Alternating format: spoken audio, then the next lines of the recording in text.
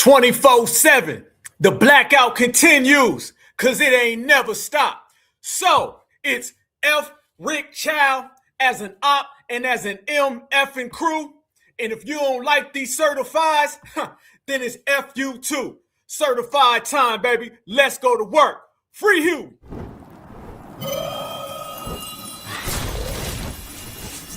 Black Alpha Network.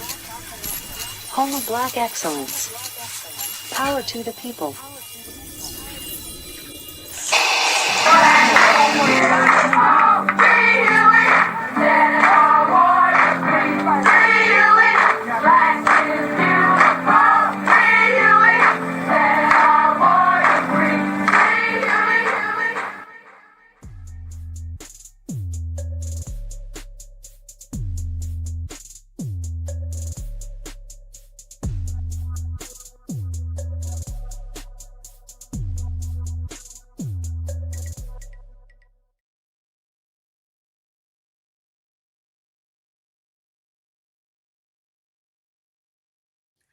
Blackout, blackout, blackout. Family, we in here and we told these folks. And we ain't telling them no damn mo. 24/7, 365, certified. We in the house. Let's go to work. Let's go to work. Let's go to work. There they go. Family, I already see the certifieds coming in from Florida. You already know Washington's in here. I see you. Chi-Town's in here. I see you too. Florida's in here again. Second time, third time. Augusta, Georgia. All the way live, baby. West Coast, well represented. Raleigh, North Carolina. Detroit's in here. Oklahoma City, no fear. I see the 214. That's Dallas, Texas. Ohio, OHIO, stand up. Cleveland's definitely in the house. Milwaukee's in the house. Louisiana's in the house. What's happening, baby? Black power. You got it right. Philly, 2 times. I love when I see that, fam. I love when Philly's in here. I see Mississippi's in here. Memphis is in here. Tennessee's in here. New York, Virginia, H-Town, VA, Connecticut, Baltimore, and California to wrap it up, bring it all the way back, and we in the building, in the place. Ballers gonna ball and them haters gonna hate, and we balling and they hating, family, and that's what it is.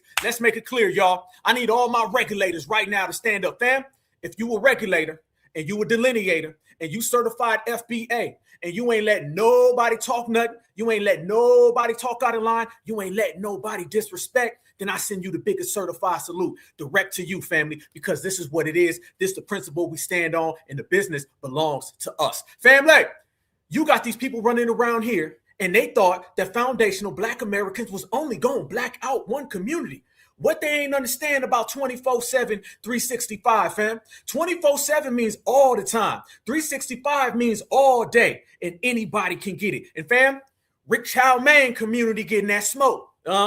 You see Mr. Mutombo all the way over in Ghana getting that smoke. Mr. Pedro, he getting that smoke and he getting deported. And what foundational Black Americans doing, family? We doing exactly what we always do. Sitting here, handling our own business and doing it the certified way. And all my regulators is in the place. Fam, they over there right now in Ghana, and they had a Juneteenth celebration. And family, do y'all know in this little Juneteenth celebration that these folks had, they was out here doing this, fam? They was doing this right here. Fam, that ain't reparations. That ain't certified. Hell to the no, family. What this got to do with reparations?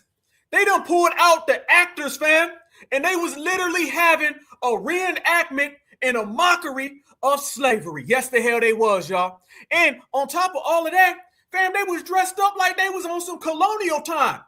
Who gonna tell these folks that we know that these folks sold their own people? And guess who was there right there watching them, family? You had the president of Ghana, and then you had the prime minister of the Barbados. Yep. And family, they think foundational Black Americans was going to fall for the gambit. But let me tell y'all, like we tell everybody, reparations belongs to us, because I don't know what the hell this is. Watch. First time in history, this was the moment Ghana's historic Osu Castle brought together leaders, dignitaries, and members of the African diaspora to commemorate Juneteenth in a ceremony that connected slavery's beginnings on African shores to the celebration of freedom generations later. Hosted by Ghana's President John Dramani Mahama, the event brought together distinguished guests from across Africa and the Caribbean islands, including the Prime Minister of Barbados, Mia Mottley. Juneteenth is marked every year on the 19th of June since 1865, when the in the United States of America, in Texas in the United States of America. Family, I don't see Texas nowhere in this picture. So why the hell are they talking about reparations in Juneteenth? That is the Prime Minister of the Barbados. That is not the United States. That is the President of Ghana. That is not the United States. Are they just going to talk like the USA ain't got nothing to do with none of this? Like FBA ain't got nothing to do with none of this? How in the hell are Africans and Jamaicans having a Juneteenth celebration, mockery, slavery, reenactment, and ain't none of this got anything to do with them? Fam, we wasn't doing this on Friday. So what the hell are they doing this on Friday? Of Barbados, Mia Motley, Juneteenth is marked every year on the 19th of June since 1865, when the last enslaved African Americans learned that they were free. But here in Ghana, the observance carried a deeper meaning. What? It carried a deeper meaning than the people in the United States of America who have the holiday named after our life, named after our history, what our ancestors went through. Wait. Did I just hear them say it has a deeper meaning for them? Yeah, the only deeper meaning for them is that they sold everybody, is that they sold their family. Oh, no. 1865, when the last enslaved African Americans learned that they were free. But here in Ghana, the observance carried a deeper meaning.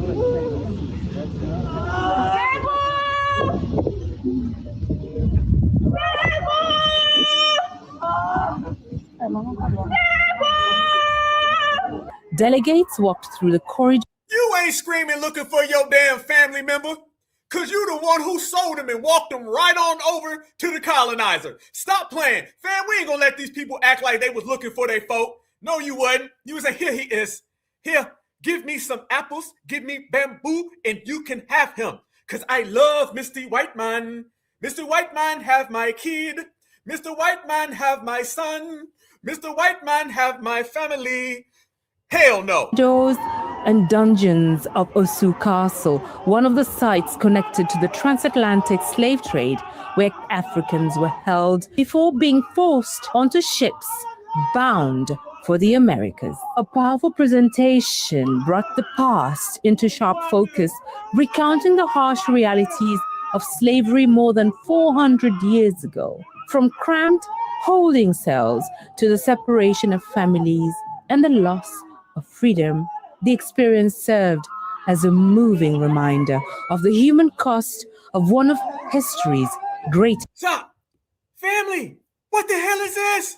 This is a mockery, fam. They're mocking Black Americans. Don't get it tangled or twisted, fam. There's a hell of a lot of despise in this play. There's a hell of a lot of vitriol in this play. They ain't got to dress up like the colonizer. Dress up like yourself, because you were doing just as much bad deeds as the colonizer was, because he was your partner then and he's your partner now. Family, we blacking out all these tethers just to let the world know the blackout applies to all of this nonsense. The blackout applies to all of this mockery. Yes, the hell it does. And they gonna get it right, because we ain't playing these games. Furthermore, injustices. The ceremony was not only about remembering the past, it was about honoring resilience, celebrating freedom, and strengthening the bonds between Africa and its global diaspora. Now they dancing. Fam, now I told y'all they was smiling. I told y'all, family. Now they dancing.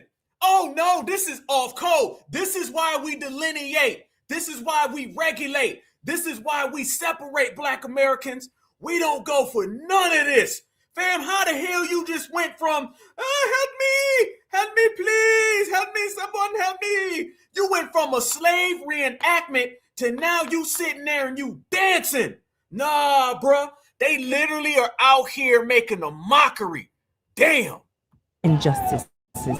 The ceremony was not only about remembering the past, it was about honoring resilience, celebrating freedom and strengthening the bonds between Africa and its global diaspora. As voices from across the continent gathered at this historic site, the message was clear. This was Juneteenth commemoration unlike any other, a powerful reminder that history, remembrance, and hope remain deeply connected.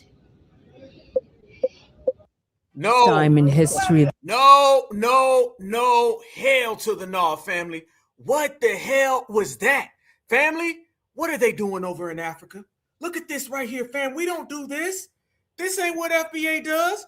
Ain't none of this right here what we doing. Fam, I want you right now, as fast as you can, I want you to think about Friday and what we were doing over here in the United States of America. I want you to think about the difference of how we were celebrating Juneteenth. And now I want you to see exactly what these people were doing. And you got your answer. You can see it clear as day. Family, this is why we delineate, regulate, and separate. Okay? It ain't a game, y'all. It ain't a game. And the reason why it's not a game is because this was also a Juneteenth / reparations gathering. And you seen the Caribbean folk, you seen the African folk, and then they was playing that just like how they was doing it right there, family. There's a big difference between how foundational Black Americans was moving. Foundational Black Americans, we weren't on none of that type of time. Because, fam, that right there is how they truly feel about foundational Black Americans.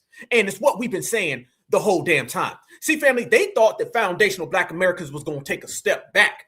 They thought we was going to be like, yeah, we was wrong. They do love us. We all's Black, brother. Can't we all be in the diaspora? That ain't been happening. Hell no. Everything that they doing is only strengthened how foundational Black Americans feel. All this has done is made foundational Black American delineation even more serious, more prominent, and more about that business. Because we understand we can't do nothing with that, y'all. Hell to the no. And family, not only that was going on, do you know now that you got Africans who are running around here and they're talking just like that Asian dude? Remember the Asian dude that came out and he said he dares us to boycott. He dares us to not spend our money with them. Fam, an African dude popped up, said the same thing. Matter of fact, we've seen this African guy before, and he's been talking a hell of a lot of anti-foundational Black American sentiment. Now you got Africans telling Black Americans they dare us to never come to Africa. We weren't coming anyway. Challenge accepted and rejected. Look at this, family. Oh, Mr. Mutombo got some words for y'all. Yeah, to every African American watching this video, to all the African Americans, wherever you are, you guys are going too far. You guys should stop the concerts and stop the disrespect. You are disrespecting the Ghanaian president and you are giving to Africa in general. And what you guys shouldn't let us come for you guys. We don't care about your America or your African America or wherever you are. We don't give a damn. We know what most of you are going through there. Most of you are homeless and jobless. We know. What the Ghana president went to do, if you guys wanted to do it, nobody stopped you from going to do it. And you know you could never do anything as such. You guys are going to where? Before somebody seeks for a reparation, do you know the power that has to be behind that person? Or do you think you guys could have gone and seek for something? Did somebody stop you guys? And then you want to use this. We don't blame you guys. We blame these politicians. We blame them for giving citizenship and year of return. And if they don't come, no money. They shouldn't come. We have money here. Do you know what we have in Africa here? How many of y'all out there are going to accept his Don't Come to Africa challenge? I already accepted it. Hell yeah. I already accepted it. It's on. Yep. I won't be there anyway. You wasting all your time, all your energy, and all your bad breath, Mutombo. Okay? Mutombo wasting all his bad breath. Black Americans wasn't coming any damn way. No. You need to worry about how them same African presidents that you talking about, they don't rock with you in the first damn place, Mutombo. Don't come with your tourism. Don't come with your money you are coming. Don't come. Don't come. If you won't come to Africa as an African American, don't come. Don't use this as an opportunity and we come to Africa and we buy land and we buy house and they thievery, they are thieves, they are this. No, from today, no, you all shouldn't come. The disrespect is too much. If you guys want to go and seek for reparation, go and seek for your reparation. What is your problems? and you are disrespecting the continent, disrespecting the Ghanaian president, and you want us to be quiet. We don't. Homeboy, your hairline is disrespecting the continent as well as everybody's hairline. The fact that you even thought that you could come outside with a hairline like that is disrespectful to the continent. You disrespecting all the honey badgers, all the hyenas, all the cheetahs, all the elephants, all the rhinos, all the hippos, all your boyfriends. You just disrespecting everybody, homeboy. Don't talk about FBA like that when you got a hairline like that, okay? I'm just giving you some advice because I know you don't comprehend style too good. We delineate, regulate, separate, and that's what it is. I want to come for you guys like we said. You are go back, do your jobs, go back, do your jobs. You are just shut up. We are better than you guys. Now we are fixing. Yeah, to every African. This man cut himself off. He can't even finish his own statement. Yeah, shut the hell up. How about that one? There they go. You see what I'm talking about, family? This is what it is. This is why we standing on it. Yo, the blackout's for everybody, okay? See, fam, we got to take it to the next level. And that's pretty much what brothers and sisters was on anyway, right? No foundational Black American was sitting back and saying, we just going to do that, just that over there, a little bit, skip one, skip one, skip one. No, everybody. Because if you go back, fam, you can look. You had the Cyrus Belton situation, right? With all the Jackie Chans out there. You got the Carmelo Anthony situation with all the Mayos out there. And then you already have all the Pedros who've been running around here still trying to get Black Americans to stop them from getting deported because they still are. And then, bam, Mr. Mutombo done entered the chat. Him and his Fleedman forehead. Yes. But guess what, fam? All of them can get blacked out. See, we are multitaskers, which means anybody can get it at any time, any day, any hour. It don't bother us none, fam. So you already know what certified look like. Fam, let me tell you what certified ain't. I'm going to tell you what certified ain't. Certified ain't this person right here. Brothers and sisters, y'all tell me something right now. Y'all tell me, is this a Black American? I need to know, fam. Is this a Black American? Everybody right now, let me know in the comment section. Do you believe that this woman right here is a Black American? Because they say that this woman is a Black American. They say that this woman right here is from Florida. I don't believe them. But guess what, fam? This person is over in Ghana right now, and she's saying that we all, boy, y'all going in. She says that we need to get reparations. Yep, yes, she did. And she said we, like she, is one of us. Yes, she did. But guess what she said, family? She said that we need to get reparations at a discount. I'm not lying. Y'all probably think I'm playing. Y'all probably think I'm playing right now. Boy, I ain't never seen so many no's and hell no's and nopes. Yep, tether alert. Family, this lady right here is over in Ghana, and she works with one of these Jamaican organizations. Yes, she does. And guess what, fam? She's over there right now saying how we, and she's speaking on Black Americans, have never got reparations. And she's basically saying maybe we should just get a discount. Now, I'm going to ask a question before I play this clip. Black Americans, my brothers and sisters, my certifieds, y'all want to discount reparations? How many of y'all will accept a discount for reparations? How many of y'all want half the money? How many of y'all take 15 quarters and $15? How many of y'all say, skip the money, give me a handshake? How many Black Americans want a discount for reparations? Let's see, because this is what Mrs. Lumbumba is saying that we need. This is what's going on in Africa, y'all. Every other race, every other group of people that were harmed and negatively impacted in America, including the Japanese, the Native American, the Jewish peoples, everyone has received compensation for their suffering, except for African American people. And unfortunately, we know and fully acknowledge that we helped build the entire country. So for us to never receive even a discount, even a discount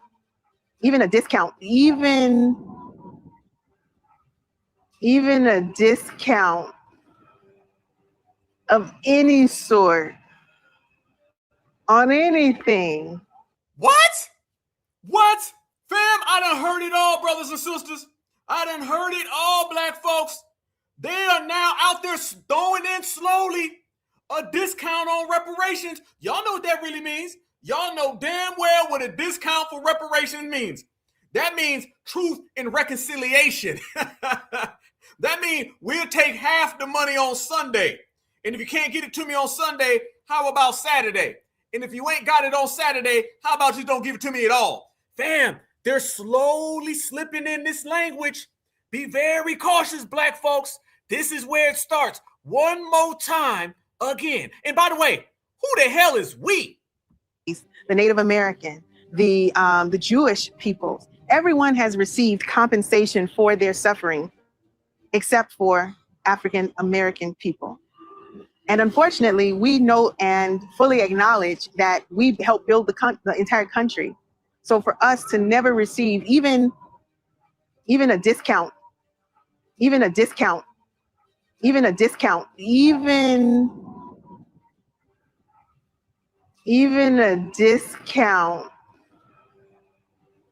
of any sort on anything because of our suffering, it makes me angry, and it makes me angry for my son.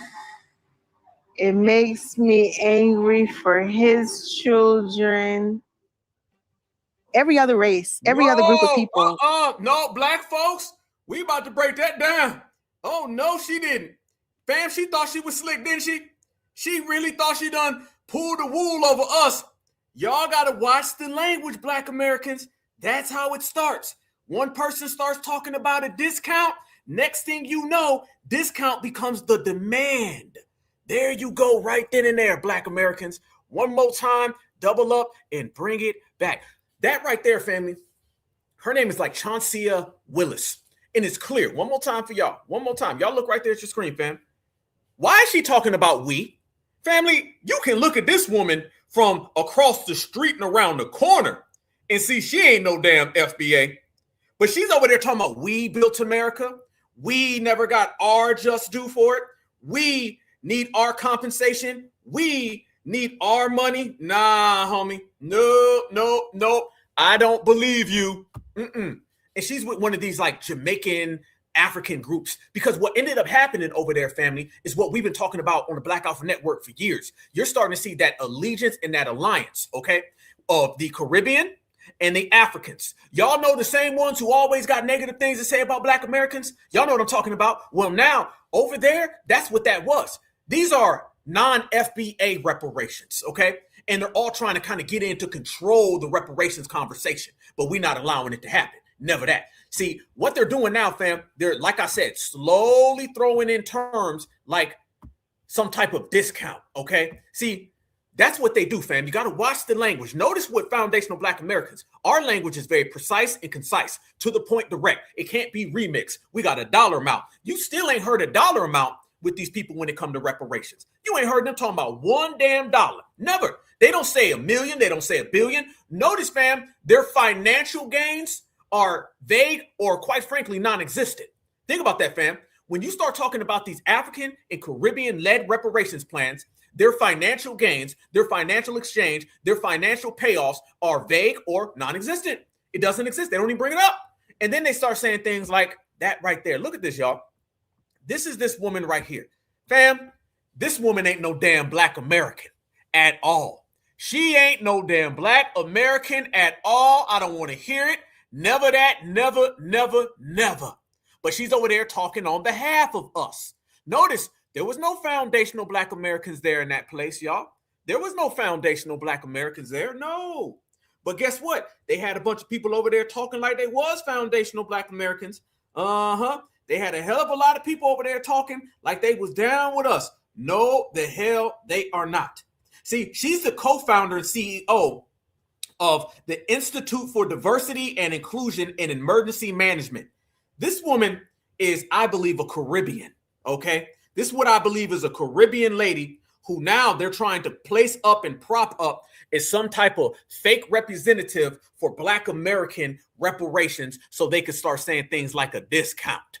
That's what this is. And if you look, fam, you see that popping up everywhere, but none of this has anything to do with certified foundational black Americans. Not a damn thing has anything to do with us. And then voila, fam, Ghana celebrating independence And there you go. You see the IDIEM again. Everywhere you see that is everywhere you see her. And everywhere you see her is everywhere you see a tether, because she damn sure ain't no Black American. Never that, fam. Never, not at all.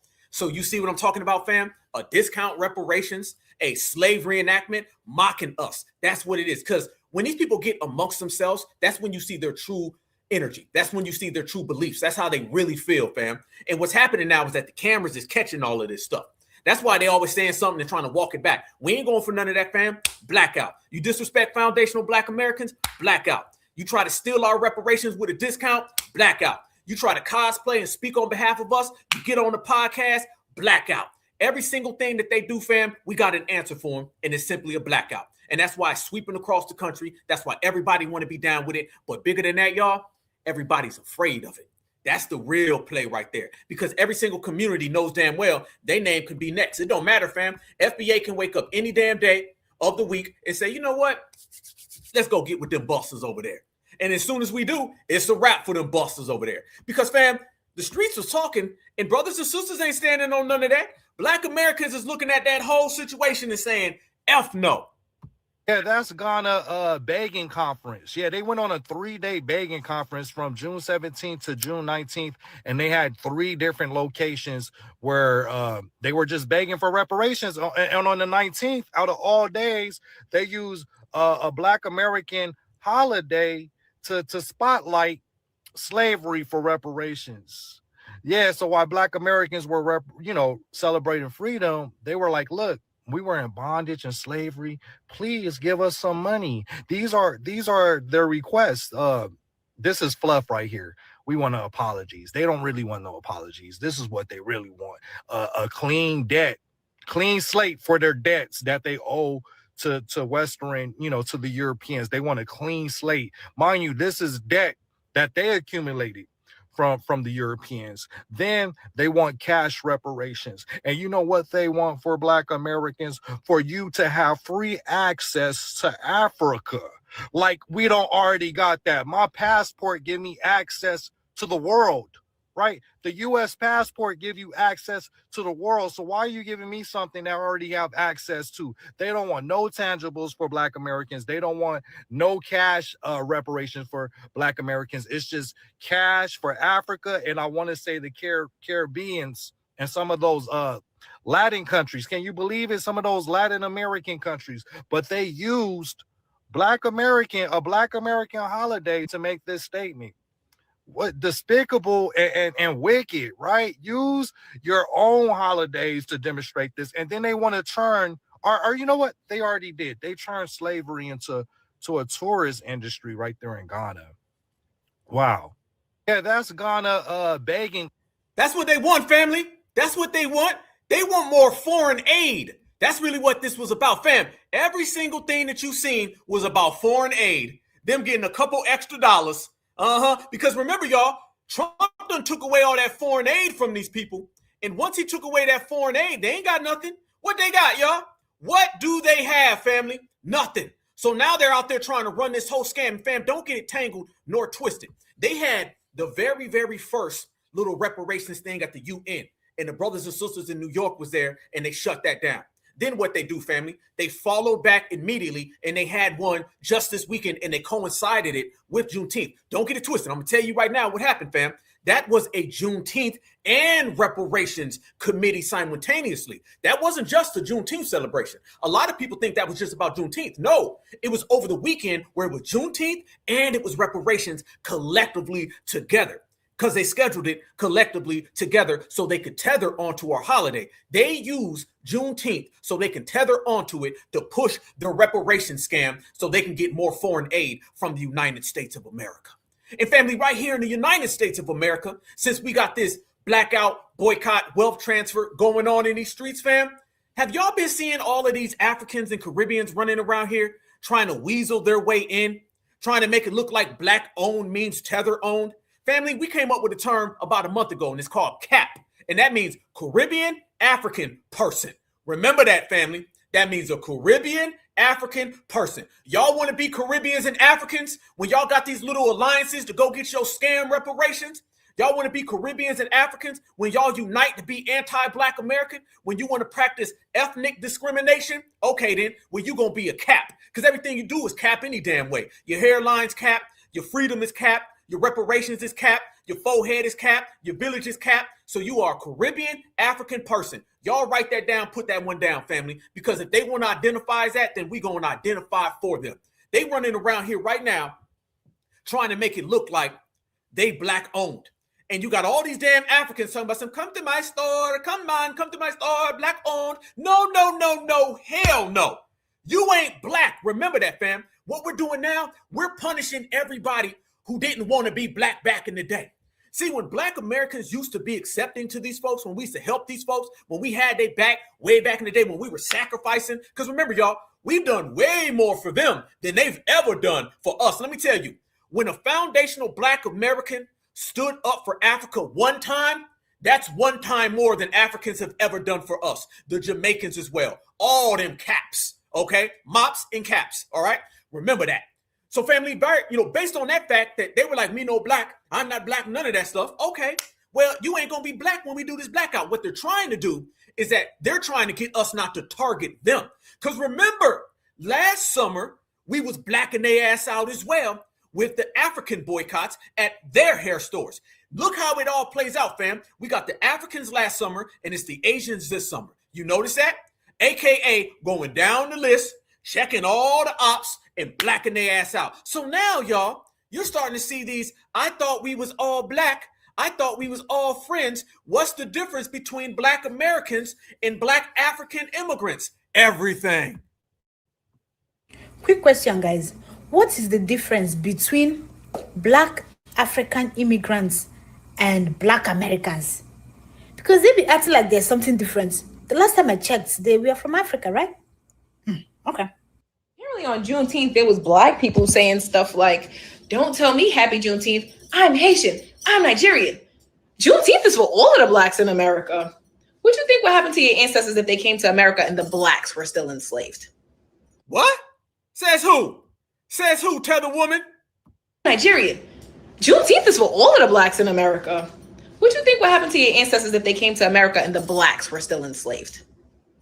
Exactly. Happy Juneteenth. Apparently on Juneteenth, there was Black people saying stuff like, don't tell me happy Juneteenth. I'm Haitian. I'm Nigerian. Juneteenth is for all of the Blacks in America. And you are a cap who's probably not even in America. And family, speaking of that, watch this woman right here.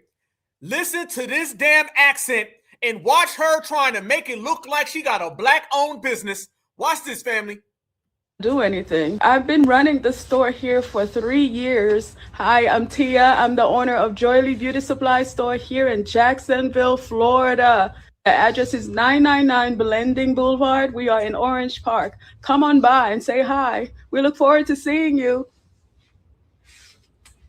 They talking about. All right, Bridgeport, Connecticut. I need to know where there's a BLK supermarket. I'm not talking about Food Buzzard. Do not come on this and talk about say Food Buzzard. I need a BLK supermarket. It can be a local supermarket that's starting up. Or if you have an idea, you want to open up a supermarket and you want me to come shop, please, I will come and support. What the hell is a BLK supermarket? Fam, they too scared to even say Black. Somebody said cake soap cap. I like that. I like that, family. Fam, this person gonna come here with this accent right here and call it a BLK supermarket. I ain't never said I'm a certified BLK. Never. I'm a foundational BLK American. My name is BLK Alpha. If these tethers don't sit, they musty ass down. You don't even want to say Black. This is how pathetic they are. You hear me? Bridgeport, Connecticut. You understand? Even if you're in Milford, wherever the surround system, Norwalk, Stratford, I need to know where there is a BLK supermarket. I'm not talking about a Food Buzzard, so don't come on here and tell me about Food Buzzard. You understand? Because when you go into Food Buzzard, they all speak Spanish, but they look out for each other. The security guards, them are always Black. But at the end of the day, they're looking out for their Spanish people. Anytime you stop somebody in the store, I ask them, so and so, they don't speak any fucking English, but me, I go in there, go speak spend my money this morning. You understand? I need to know there's a supermarket. I need some local Jamaican knick-knack pollywogs. If you buy it at the Jamaican store, they're too expensive. The Jamaican store, buy it from this big store, and then they'll go sell it in the store. It's too expensive. So, Swade, please, this morning, I'm so fucking frustrated. Every time I'm going to a blood class store, I'm going to come down and say, oh, I don't speak English. Then why y'all working at a bomber class store for? Simple. No. Translation, y'all. Me don't want to get blocked out, man. Do not block me out, Black Americans. I'm going to say BLK, man, by the Beach Boy. Hell no. You still getting blacked out. Stop playing with us. Because them same folks you speaking about, you team up with them quick, fast, and hurry if it means coming down on Black Americans. Stop playing Rasta lady. Your ass getting that blackout too. You can't run from it. You can't hide from it. They thought they was going to jump some fences. They thought they was going to hit some alleys. They thought they was just going to hide in plain sight. Everybody getting blacked out. And then why everybody want to be black now while we at it, family? Nobody wanted to be black before. Now they want to be black today.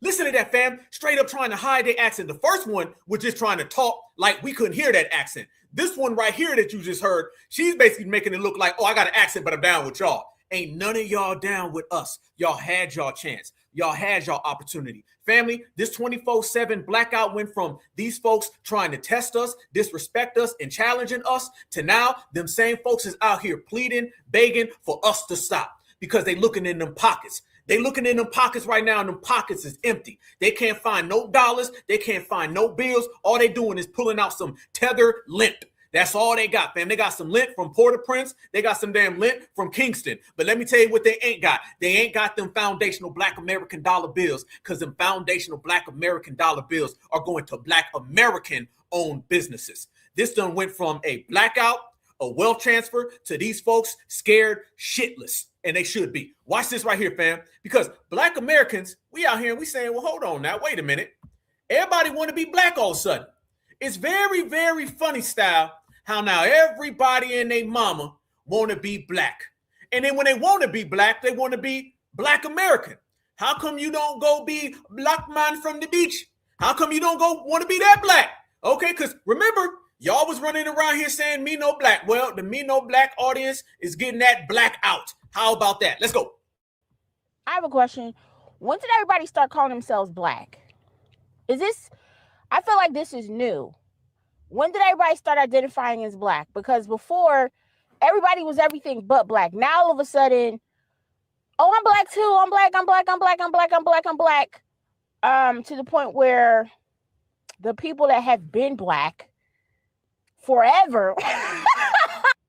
Now, this ban must be working, because I have never seen so many foreigners trying to cosplay as Black Americans in my life.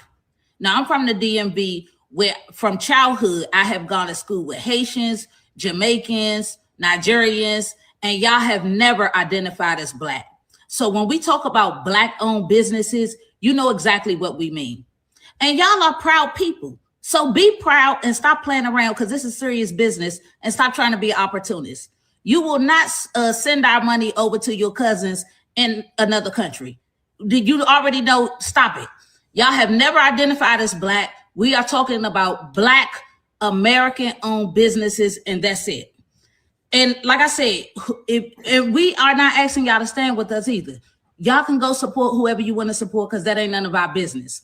And I also wanted to let y'all know, for anybody else who has Black fatigue, I want you, just the business owners now, not people who don't own shit, we ain't even talking to you.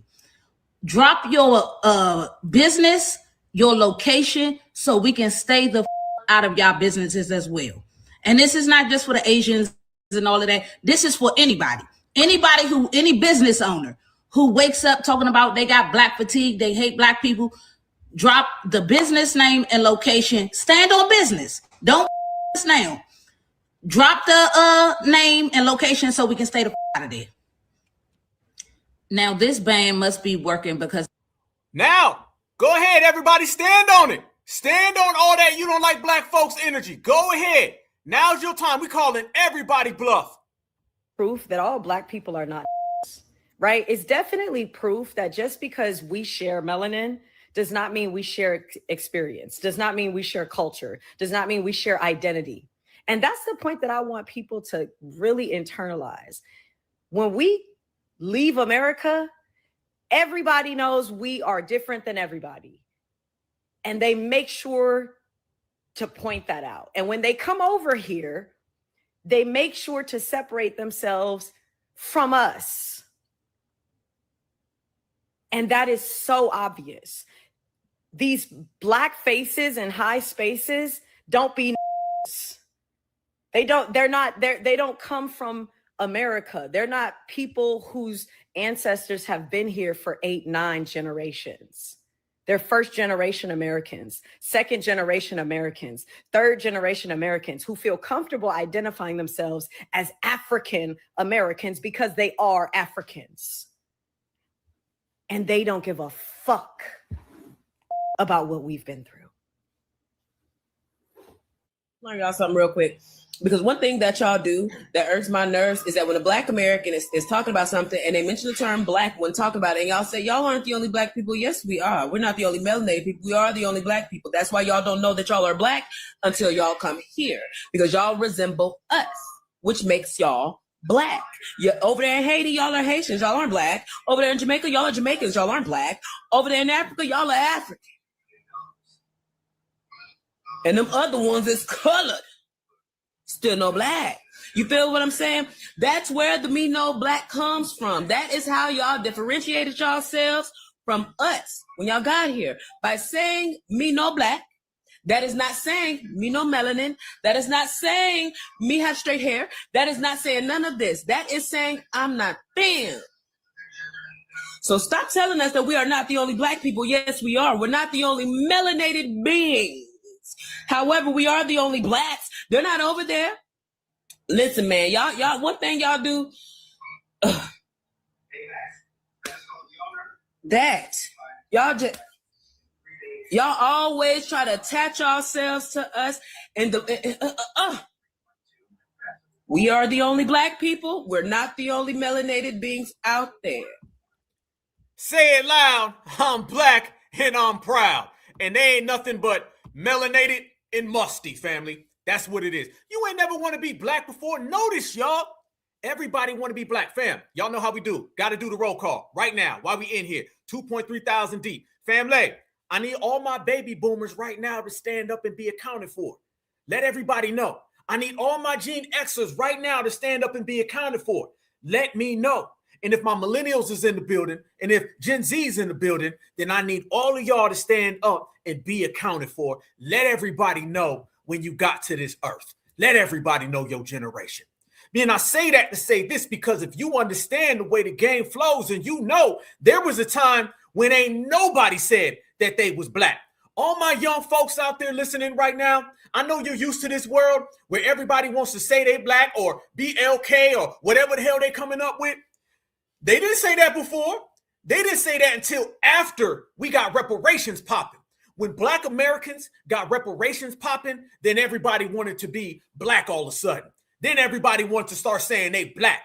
Because before it was me no Black, it was y'all's is Black, it was why y'all see color, it was I didn't know I was Black till I came to America. Well, then them same Blacks in America gonna tell your ass you ain't Black. You melanated and musty. If you love melanin so much. Shout out to the whole team. Boy, we in here deep. Let's go. 1959, 1979, 1978, 1991, certified salute. 1964, straight from the dough. 85, 63, 72, Gen X, another boomer. Stand up, millennials in the place. 1970, 1983, 1969, 1964. Let's go, let's go, let's go. That's what I'm talking about. Everybody in the chat right now know what it is. Yes, they do.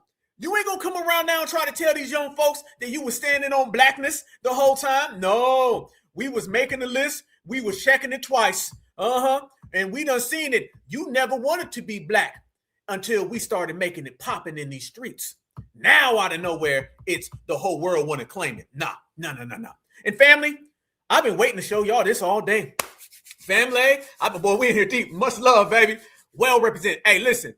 Black Alpha Network, the livest chat on the planet, family. We all number one right here. And why are we number one? It's because we are well represented. Every single generation, every single time zone, every single certified is all up in here right now. That's why we make history every time we step out, y'all.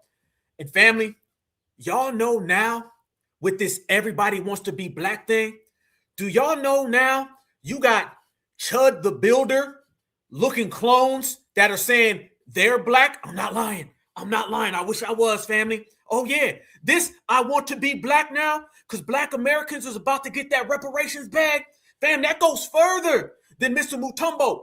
That goes further than Mrs. Lumbumba. That goes further than Mr. Fleedman 4-head, 5-head, 6-head. Family, now these Chud the Builder lookalikes are saying that they black. And they want to talk to you about it. And I'm going to let you see what I'm talking about. Fam, answer me this. Is this man actually black? Is this a black man? Fam, I'm not going to press play until you give me my answer. Is this a black man right here, family? This right here, this is Chud the Scrub. This is Chud the Builder's boyfriend. Family, y'all tell me right now, is this a black man? Because he said he is black. And he said he's from the lineage. And he said he wanted to ask you a question. No. Hell no. Let's go. Here it is, fam. This is how desperate delineation got these people. Racial person who is white presenting is a really interesting experience because I always get the same question. How black are you? And when I get that question, I never really know how to answer it because I know that somebody is looking for a definite percentage or number. And obviously looking at me, I look like a white guy. And if you're asking about my DNA percentage, of course. Because you are one. What you mean you look like a white guy? Because you are. This is Chud the Builder. Fam, this is Chud the Builder. Look at this. These people are crazy. Percentage or number. And obviously looking at me, I look like a white guy. And if you're asking about my DNA percentage, of course it's low. Look at me. I phenotypically look like a white person. But answering in that way completely negates my history, my family's history. So a little bit of background about my personal family history. I am a descendant of one of the first registered interracial marriages in America. I'm still learning about this, but it was a marriage between a freed slave named Gould and a slave owner's daughter. I believe her name was Elizabeth. And that happened in the 1600s. They started a family, and that family has been light-skinned for a very long time because of the interracialness. But this brings up a really interesting point. He's lying. Look at him, fam. You know he's lying. Fam, everybody tell you in psychology, look how he's looking off. Look how he's looking off, fam. That right there is a sign of somebody lying. He know he lying. How many of y'all believe this story? Fam, notice it's always somebody 7, 8, 9, 10, 12 generations ago. Well, back in the day, 20, 50, 70 years ago, it was a light-skinned mixed person from Virginia who was a slave catcher who married the second slave catcher, and then they had my great-great-great-granddad. You are Chud the Builder. Stop playing with these lies. Delineation got these people crazy. Started a family, and that family has been light-skinned for a very long time because of the interracialness. But this brings up a really interesting point, which is my dad, who is the son of two very prominent Black history figures. My grandfather, my dad's dad, was a mechanic in the Tuskegee Airmen. My grandmother, my dad's mom, was one of the first African-American female police officers in the United States. The U.S. government didn't care about their light-skinned skin tone. They were Black. Now, I didn't grow up with... No. What's their name? What's their name? Tell me their name so we can go ahead and look these people up. Notice, fam, he breezed over the name part. He ain't mentioned that, though. It was the very first police officer and a very prominent person who was an engineer on the weekends for the Tuskegee Airmen. This man just going around picking random Black stuff. Hell no. Save the name, Chud. Airmen. My grandmother, my dad's mom, was one of the first African-American female police officers in the United States. The U.S. government didn't care about their light-skinned skin tone. They were Black. Now, I didn't grow up with my grandparents. They died before I was born. But my dad raised me to be very convenient. Very convenient. I bet your W ones didn't pass away. Notice, fam, he done named some phantom-ass grandparents. Then he said he never really met them because they passed away before he got here. Very convenient there, Chud. Now, I didn't grow up with my grandparents. They died before I was born. But my dad raised me to be very proud of my family lineage and to be a very proud interracial, biracial person. He taught me about how to handle myself if somebody were to call me the N-word. He taught me about how to handle myself around police officers at an extremely young age. But growing up, I would always get the same question, which is, how black are you? And I'm not unique in this fact. My dad, who grew up at the tail end of segregation, also went through the similar type of thing. He told me about times he was walking to elementary school and he was beat up by the white kids on the way there. And let me guess. He was also beat up by the black guys. Fam, if you ever want to see an undercover op, they always tell hidden stories about how the black folks beat them up too. Notice, y'all, they always say the W did it and the black folks. I promise you, this is the first time I've seen this, fam. I promise you, he says that black folks did it too. And beat up by the black kids on the way home. And finally, one of his cousins protected him and said, y'all, why are you beating up Butch? He's black. And they were like, oh, interesting. We didn't know. And then fast forward to me. An acquaintance of mine asked me, where is my hair from? And I told him that it's black. And he said, no, not the color of your hair. Like, what ethnicity are you? Is it? I told him that I'm biracial. And he was like, what are you talking about? But the reason I bring this up is because it is an interesting thing to be in to talk about. And it's scary and it's hard because people have opinions about it. When I have children, if I am to have children, I am going to tell them and teach them about our family history. I know that their skin color will be light.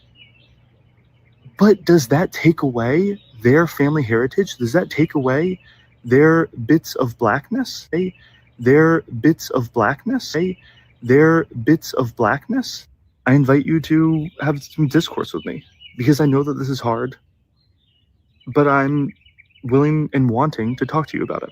Racial person who is... Here you go, fam. He said he's willing and ready to talk to y'all about it. All his bits of blackness. That's the new one, fam. So we have reparations on a discount, and you have bits of blackness. There you go. I heard it all in this world, fam. There you go. So now even Chud the Scrub lookalikes is running around here talking about bits of blackness. Fam, that is them trying to position themselves to get that reparations bag. That's the $5, $2, no dollar FBA right there, y'all. You see what I'm talking about? Hell, you ain't black. How about that one, okay? You ain't black. You know you ain't black. You know you ain't black. Your mama know you ain't black. Your daddy know you ain't black. You ain't a black person. Simple as that. We ain't listening. It's over with. Damn your discussion. We don't want to hear none of that. You better go talk to somebody else. FBA, close the door on that one. That right there, family, is so damn comical, it will not get addressed by us. We'll step on it, but that's about it. Then we keep on pushing. You see what I'm saying, though, y'all? This is the delusion that these individuals are living in. This is the psychosis that these folks are in. Who they think they fooling? See, you got to be real, y'all. You got to be real with yourself, okay? They're so used to dealing with the African Americans. They're so used to dealing with the boule. They're not hip or ready for FBA. They're not ready for the grassroots, fan. Can we go there? Do you see the discomfort from everybody? They really are so discombobulated dealing with this era and this generation, fam, because they're so used to getting their way. Let's be real, y'all. They're so used to saying BS like that, and there'd be some Negro saying, well, wait now. He could be now. You can't say that now. We don't have those Negroes around no more. We done ran them off the block. They gone, fam. They hiding. They somewhere in hiding with Chud the Scrub, okay? We ain't going for none of that no more, fam. The days of just making up-ish and saying it to Black Americans and expecting us to just accept it are over. We ain't going for none of that, fam. He better take that grease ball and get the hell up out of here. You better go on back to your little Sicilian family. You better go back to your Appalachian Hills have eyes family. Damn, the Appalachian Hills have eyes. I like that. You better go back over there with them because you can't come over here with us. No, it's not acceptable.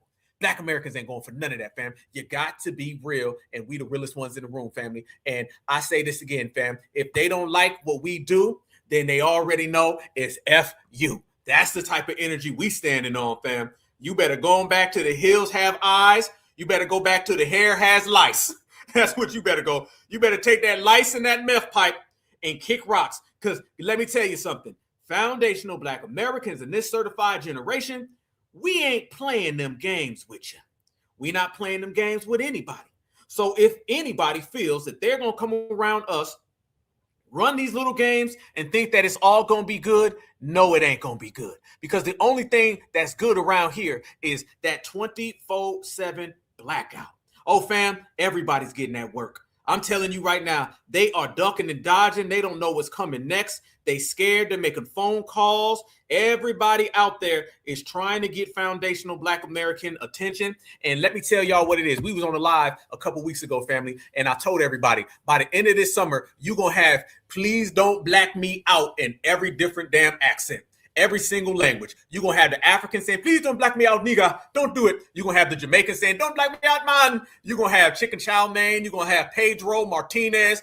Every single person in every single accent is going to be begging us to not black them out. Because let me tell you what's happening, y'all. I'm going to go ahead and tell y'all. Let me go ahead and put you on some real game right now. This blackout has created hysteria in all of these different immigrant communities. Why you get this lineage started? It was the wrong lineage. It's the wrong time. It's the wrong generation, the reparations generation, fam. You don't play with Black Americans when we are in a renaissance. You don't play with Black Americans when we on reparations. You don't play with Black Americans at all because we standing on business. They waking up every single day, fam, and they're wondering, is today going to be the day that Black Americans target us? Yes, the Africans are afraid. That's why they're running around here now talking about some Black owned. No, you are cap owned, a Caribbean African person. So the Caribbeans and the Africans, y'all take that. Y'all mop owned, but you ain't us. Tether owned ain't FBA owned. It's a big difference. And guess what? That didn't float. Just like they inner tubes in the ocean when they're trying to swim over to Europe. None of that stuff is going anywhere. Yep. And then you already got the Asians, and we're making an example out of them. Fam, we're making an example out of them off rip. Notice these folks ain't saying nothing. All them anti-FBA videos, that stuff that went down and down and down and down further because they understand. They're waking up every single day and saying, is today going to be the day that Black Americans is going to say, let's go ahead and black them out. They was talking reckless. Oh, I remember what you said, Mr. Julio. We're going to go ahead and black you out today. All it takes, fam, is for us to press that button and we cutting out all the lights. You feel me? And that's exactly what's happening right now. And what ends up going down, fam, they start getting afraid and they start pointing the fingers at each other. A lot of these tether communities right now are pointing the fingers at each other, y'all, and they're blaming each other. And they saying, I don't want to stand next to you. That's what the Africans are doing. The Africans are trying to distance themselves from the Asians and from the Latinos. Because they know that damn blackout wave is coming, fam. This done turned into the blackout summer. I'm telling what I said last week, y'all, it's a full-fledged eclipse. To the point now, y'all, I showed y'all the Asians that were dancing and twerking a week ago, right? Didn't I show y'all that? Fam, now let me show you this. This is all please don't black me out energy, y'all. This is what it is. Fam, do you know now you got these folks making poems to Black folks? Yes, you do. Yes, you do. They're really out here making poems to Black folks. You just had Chud the Builder talking about he's got a bunch of bits of black in him. But now you got these folks right here. And they're out here and they got a poem to sing to you Black Americans. Damn, what happens when these people are afraid of getting blacked out? Watch this. Killed a 1-year-old baby over a box of diapers outside of a Walmart parking lot, and now the parents are the only survivor. And something about the situation doesn't seem right, because I know inside of that store there is not a single product that is worth the cost of a human life. What? Right? But there's something that I can't explain, like how one moment you could... No, not right. Man, he can't even run. Did he say Survivorverse? Did he say Survivorverse? What the hell is he talking about? Fam, this poem ain't rhyming. It ain't no riddle in it. What the hell is this? Here goes another love letter, Black folks. A 1-year-old baby over a box of diapers outside of a Walmart parking lot, and now the parents are the only survivor. And something about the situation doesn't seem right, because I know inside of that store there is not a single product that is worth the cost of a human life, right? But there's something that I can't explain, like how one moment you could be enjoying the Knicks game and then your neighbors could file a noise complaint, and the next moment the cops shoot your dog and now it's taking its final breath and it's just laying. What the hell is this? This is pitiful. What the hell is going on? The cops shoot your dog and now it's taking its final breath and it's just laying. But I know that these cowards know that one day the people will actually hold them accountable, and they cannot hide behind the badge and the gun when the people finally come together, all created as one. I'm here to tell you the truth. The system that we're living under was created under racist roots. And that is something that they'll try to take to the grave. But did you know that the cops were only created to catch runaway slaves? This is all the truth. It'll never be an act. And it'll be the time for the people to finally take the power back. They killed a 1-year-old baby over. Family, what the hell was that? And did he drop the microphone, fam, like he done spit some bars? What the hell do we got these folks doing, y'all? And for the people to finally take the power back. They killed the one. You better take them rhymes back and get the hell up out my face. Family, these folks better knock it off. I'm tired of it. I'm done, fam. I can't handle this no more. I can't handle it. These folks are afraid. I get it. You thought it was good to disrespect FBA. You chose to talk disrespectful about my lineage. I know you thought you was dealing with Holland Martin and his no neck. I know you thought you was dealing with the Boule, but you're not. Not at all. So when all of that happens, then I got to go ahead and, send them that right there. This is just a friendly reminder. This is just a friendly reminder to everybody. You will be blacked out with them whack-ass raps you got too. And you can take all that and get the hell away from Certified Foundational Black Americans, because Certified Foundational Black Americans ain't interested in none of your nonsense. So do you see what I mean when I say that we got these folks petrified, fam? I can tell you and I can show you, and then we could put it up, and these folks is out there rhyming. Yo, listen, last week, these folks was dancing, okay? You done seen dude doing the egg roll shuffle, okay? He did the fortune cookie moonwalk. I don't know what the hell that was right there. That was so whack, I can't even name it. But let me tell you what I can do, family. If you thought that was bad, I'm going to show you something that may be worse, fam. I didn't think it could get any worse than that, but it does. Y'all right here, look at your damn screen, and then I'm going to let you see what I mean. Yeah, man, so I can take it away. Up on a natural charge, born by law. Yeah, from the home of the Dodge of Baltimore squad. Wu-Tang killer after on the squad. Tang when the got that disco boom. When you didn't touch my steel. You ran up on the one killer bee, and I ain't going to kill now. Back that down, that's it all around. Lyrics get hard like cement to the ground. My body in it, you see it, 52 states. I get psycho. Killer, Norman Bates, my producer, slam and do it's like, damn, I step off stage and then I get down. Yes, fam. Baltimore Mayor Brandon Scott is out there with a Pan-African flag, mumbling just as worse as the last guy. Sucker MC. So I can take it away.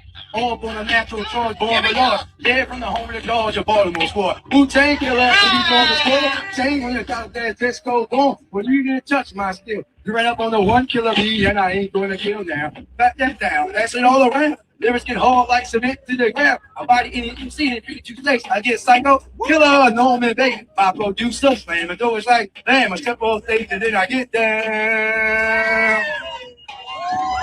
Yes! Get down. And then I get down.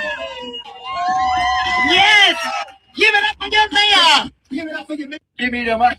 Give me the mic so I can take it away. Yes! Get down off the damn stage and get the hell away from us. Fam, you cannot tell me that we ain't got these people that afraid right now, that they out here singing and dancing and doing whatever they can to try to get foundational Black Americans to ease up off that. And who the hell made them think that was going to work? Fam, what the hell was that? He was probably to the time, he done forgot the lyrics. He thought he was on some Wu-Tang stuff. Okay, you a sucker MC, okay, a melanated coon. That is it. But you ain't one of us, and you ain't certified, and you ain't moving the crowd, you ain't pushing the line, and we ain't listening. So keep on trying, keep on talking, and foundational Black Americans is going to keep on blacking them out. That's the beautiful thing about what we got going, because that's the beautiful thing about us. Family, let me take it even a step further. Oh, by the way, just, for everybody to understand the assignment, there goes another one. F them. There it is, family. F them. There it is. I want them to see it. I want to make this message clear so everybody can comprehend it. It's F them as a staff record label and as an MF and crew. There it is, family. They can take that to the bank. And one thing that we're going to do, family, is we're going to go to the bank and we're going to get our money. We're going to get our reparations. But let me tell you who's not going to be there when we go get our reparations. All of these foreigners, all these outsiders, all these people who want to come to the United States of America and disrespect our lineage, heritage, and culture. All these people want to come to the United States of America and cosplay like they're us, especially the ones who either have a crooked wig or they have no hair at all. No hairline, no wig, no hairline, no jawline, no nothing. People like, I don't know, Joyless Reed. Family, did y'all see Joyless Reed? Joyless Reed is running around here, and she's talking about Black Americans. We're not really excited for 4th of July. But here's my thing. You don't speak for us because your ass ain't from the United States of America. Yes, family. Joyless Reed and her no hair has entered the chat, and we're going to send her ass right on back. Watch this. There's a duality to 4th of July that is hard to reconcile if you think about it too much. It's like indigenous people on Thanksgiving. Like they're like, yeah, but y'all are celebrating that, but this is actually our Nakba. Okay, you're celebrating the destruction of all of our lands, and y'all think all we did was give you corn. So they're like, it's not cute to us, but so y'all go ahead and celebrate your Thanksgiving. We're not giving thanks, okay? And then Black people feel that way about 4th of July. Whereas Juneteenth, to me, is the real thing that 4th of July is, because we really were not a democracy until we ended slavery. But you're from the Congo, though. But your people from the Congo, look at that Congolese face. You from the Congo. What you mean, Black people? Fam, flat blackness is over. And by the way, why is she looking this way and that way? Okay, she needs a goddamn next eye 20-mile sign right in the middle of her head. Of all of our lands, and y'all think all we did was give you corn. So they're like, it's not cute to us, but so y'all go ahead and celebrate your Thanksgiving. We're not giving thanks, okay? And the Black people feel that way about 4th of July. Whereas Juneteenth, to me, is the real thing that 4th of July is, because we really were not a democracy until we ended slavery. Right. Is because we really were not a democracy until we ended slavery. There's a duality to who is we? Because when I'm looking at who we is, I see this. I mean, and as somebody who's my parents, my father was my father was from the Congo, and my mother was from Guyana, and so they were the immigrants who came here on purpose, and they got the rude awakening. My mother got the rude awakening, like, oh, it's racist here. That's weird. For some reason, she nobody told me. Why go to school? Yeah, she's like, they didn't tell me this is the land of opportunity, but not me. It's weird. But I am familiar. I mean, and as somebody who's my parents. I mean, and as somebody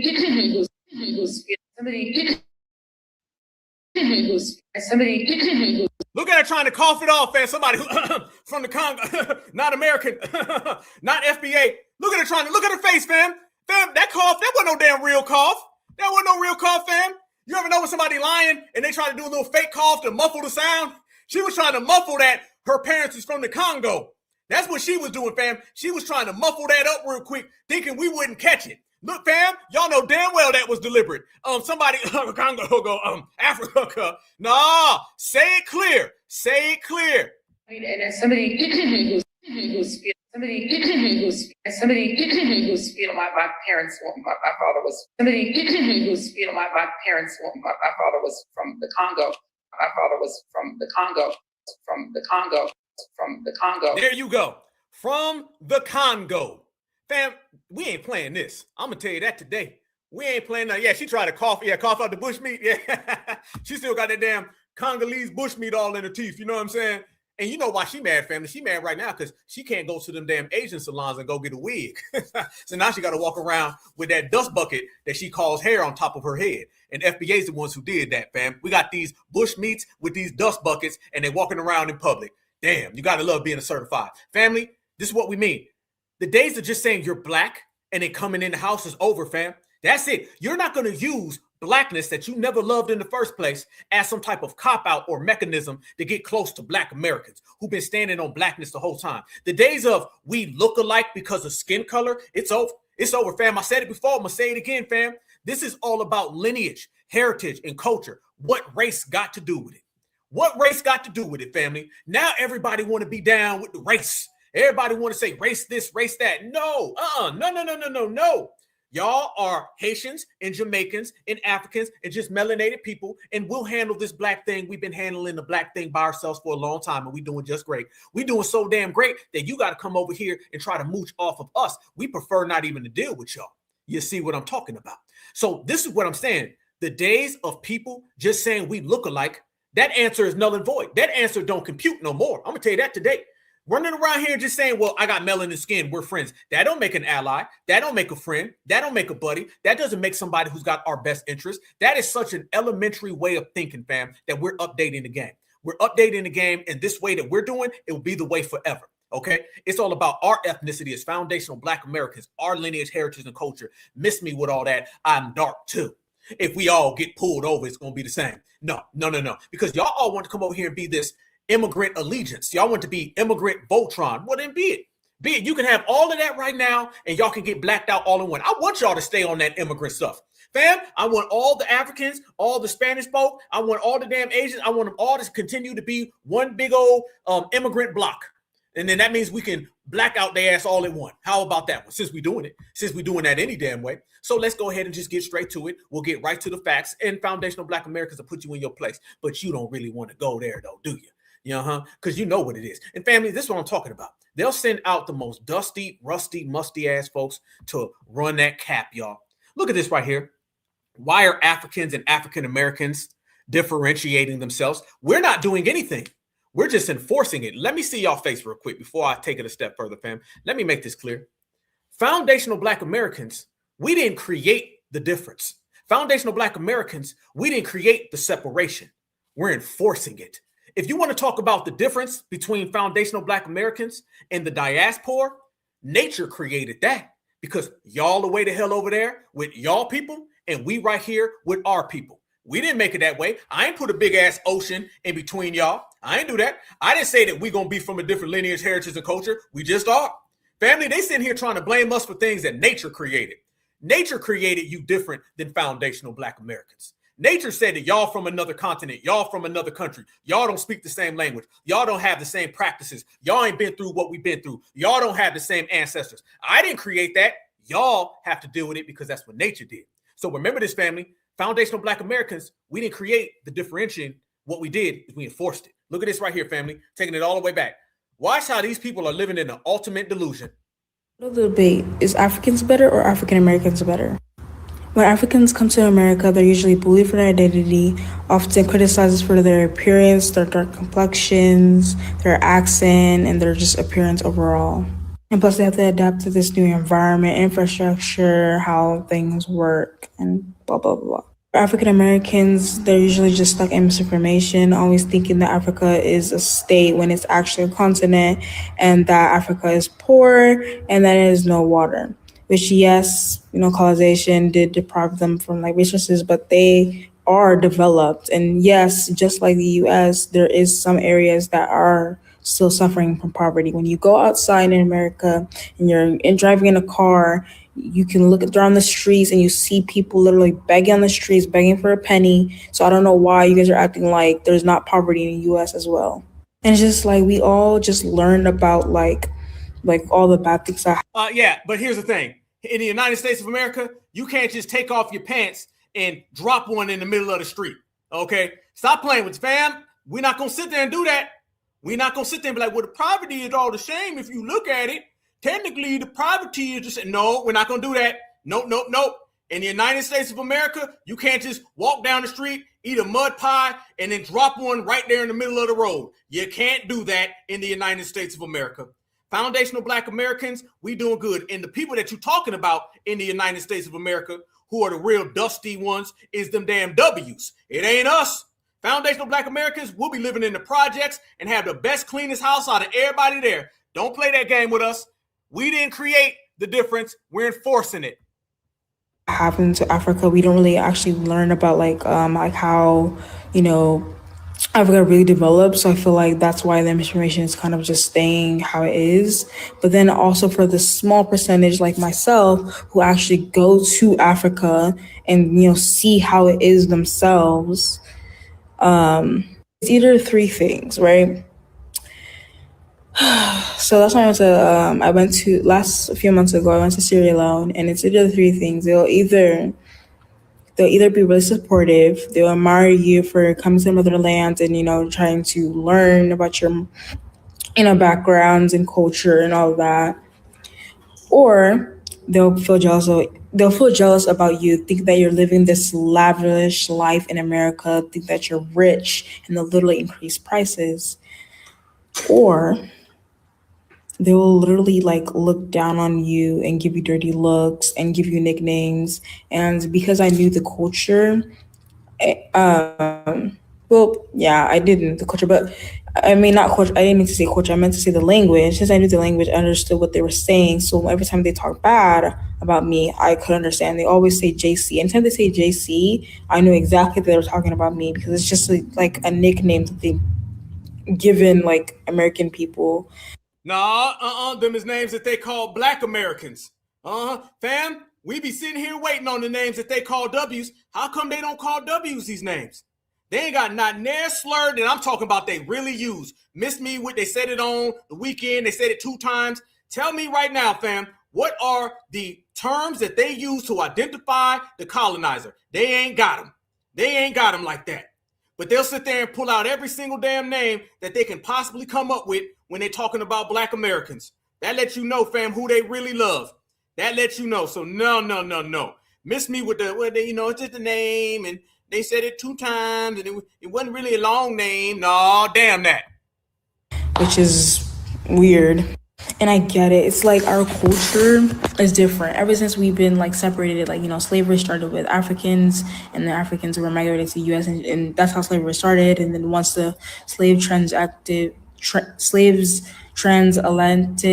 slave trade, stopped, they just had to deal with like the Africans that are already enslaved. And then, of course, the enslaved Africans died, and then of course they and then you just lying and you don't know what the hell you're talking about, and you one of them. I don't think this person right here is the damn Black American anyway. Look at that damn forehead popping through the damn screen. Please try that on somebody else. Y'all ain't lying. They do got a name. Savior, Mommy and Daddy. Those are the names that they have for the W's that they love so damn much, family. See, that little 50-50 thing, that's one of the things that they always do, fam. They always make it look like it's a 50-50 split. Remember, y'all, the person who is like 90 to 100% guilty, they always want to split and share the blame, so they don't have to take 90 to 100% of the blame. They'll just pass half of it off to you. That's why every time they talk about Black folks, they'll say something that they know damn well we don't participate in, but they'll try to include it. They'll be like, yeah, the W's do it and the Blacks. Yeah, the Africans do it and the Black Americans do it too. I'm here to tell everybody right now, our only problem is that they got a problem. Other than that, there wouldn't be no problem. That is it, family. We don't think about them. We don't give a damn.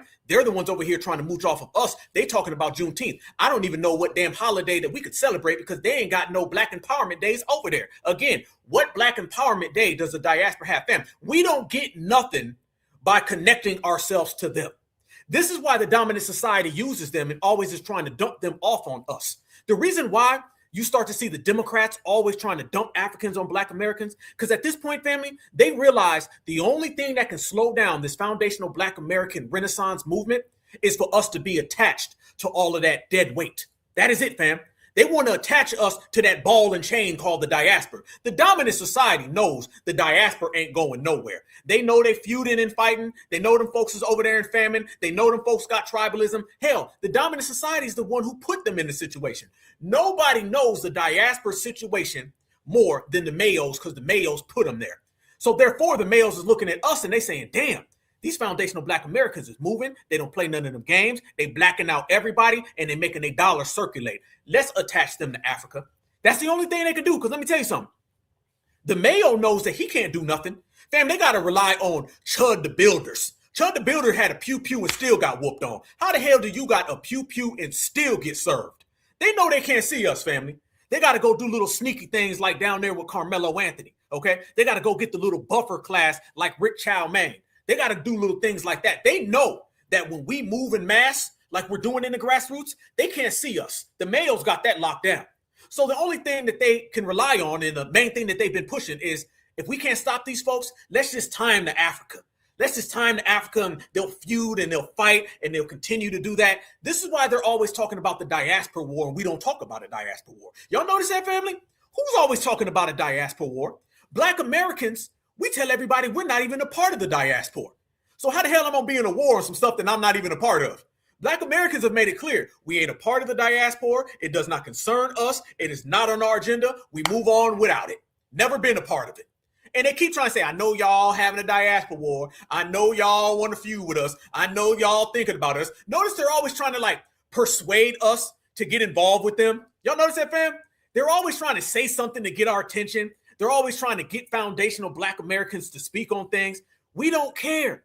The only time we even hear y'all is when y'all try to pull up in our spaces. Outside of that, we don't go to your spaces. Fam, y'all tell me right now, the Black American that's called in to a TikTok live with a bunch of Africans and sat there and spoke to them for an hour. We don't do that. They do that to us every single day.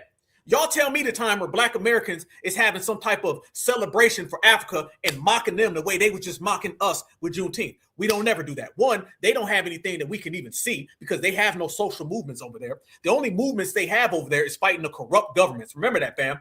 Black Americans, we have our own social movements based on our ancestors and how great we are.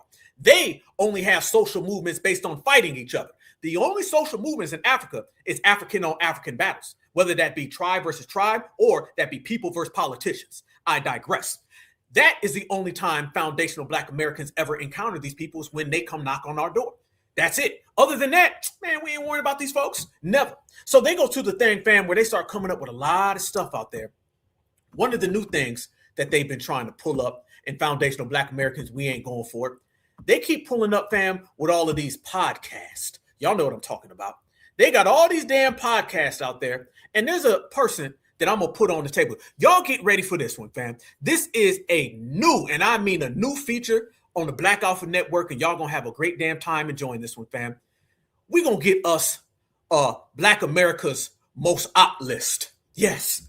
This is going to be the Black American Most Op list, and we're going to start putting names on this op list. And I want the family to hit me up and let me know who y'all feel needs to be on this op list. And we're going to put their self on that op list. We're going to put their face and we're going to plaster it for the world to see. So all of these people who be low-key hating on us, the people who be disrespecting us, the folks who say things, throw rocks, hide their hands, y'all know what I'm talking about. Damn the Al Sharptons and the Holland Martins, they not on no list, okay? They the whole damn list. I'm talking about the folks who be undercover. They be trying to play friend with us. They be trying to make it look like they down. They be trying to make it look like they're on our side, and then they'll say some slick stuff about us, fam. We have now the foundational Black Americans Most Op list. And I am going to designate and select the first entry, the first name, and putting the first face on this foundational Black American Most Op list. So everybody watching right now, enjoy the exclusive, family. And I will, on the first episode, put in a guy by the name of Godfrey. Family, y'all say hello to Godfrey. There you go, fam. The days of him running around here. Boy, y'all was already saying Godfrey in the chat. The days of this man running around here, just naming all Black inventors, talking about what Black folks have done, but then inviting all these damn tethers on the broadcast to disrespect Black Americans, and then they come back and apologize. Them days is over with, family. It's over. No. Black America's Most Op list, which means you are not going to disrespect us at all. Never that. And if you see it, family, it says Black America's Most Op list. If you have any information about these ops, please contact your nearest certified regulator. Okay? And this is what it is. So y'all let Black Alpha know exactly who needs to be on this list, and we're going to put their ass on this big old screen, and it's fitting that we do it in the summertime, fam, because we've been watching Godfrey play these games, and he's a little slick tether. He's a little slick tether, because I'm going to tell you what Godfrey does. Godfrey got two things. He knows history, so he'll start saying all these Black inventors. And then a lot of Black folks be like, oh, yeah, that's true now. Good. There's no way he could be a tether. He just said 5 Black inventors. Cap. And then he'll turn around and he'll make 5 or 6 jokes. And somebody say, he made me laugh 5 times. No way he could be a tether or an op. Cap. His ass is an op. His ass is a tether. And 2 tethers of a feather gonna flock together. So family, there it is. There it go. And let's give you some more. Fam, y'all seen this whatever the hell tether lady who was on the broadcast talking reckless about foundationals? Here's my thing, fam. Would a real foundational Black American or a real rider ever let somebody come on their broadcast and say this?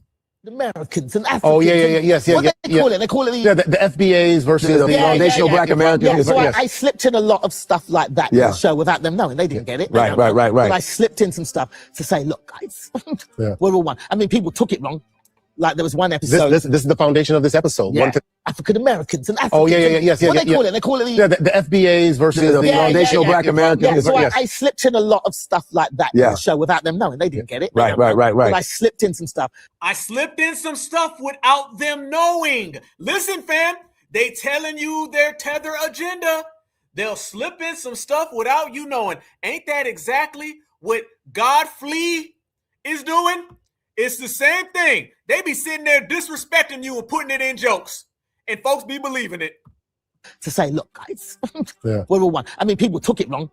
Like there was one episode. This is the foundation of this episode. Yeah. 154 is to bring all of us together because there was that murmur, and it was just like this stuff was manufactured in a lab somewhere. Yeah, exactly. This should not be a real thing. So I try to slip stuff in there to discuss it. He just said delineation is manufactured in a lab somewhere. He talking about Black Americans. Godfrey ain't say nothing. Fam, is Godfrey in here protesting this? Has Godfrey stood up and said, no, don't say that? He ain't saying nothing. He's co-signing it. Silence is betrayal. And you know, I started some discussions. There was one episode where they misunderstood completely, and they came for me hard. There's an episode where my character was like, oh, you know, Abishola has been followed by this white man. The top is the white man. The bottom is the African, you know, that whole thing. But that's how old school Africans think. Yeah. And then I had the other character, Gloria, the African American, that say, you're talking nonsense. Yeah. If you get stopped by the police, you think they're going to go, I'm from Benin City. You're still black. It don't make no difference. So I had. They laughing. It's a joke to them, family. Look, they giggling. Look at that. Look at that, family. They sitting there playing games, y'all. They playing games. This is how they talk when they get around each other.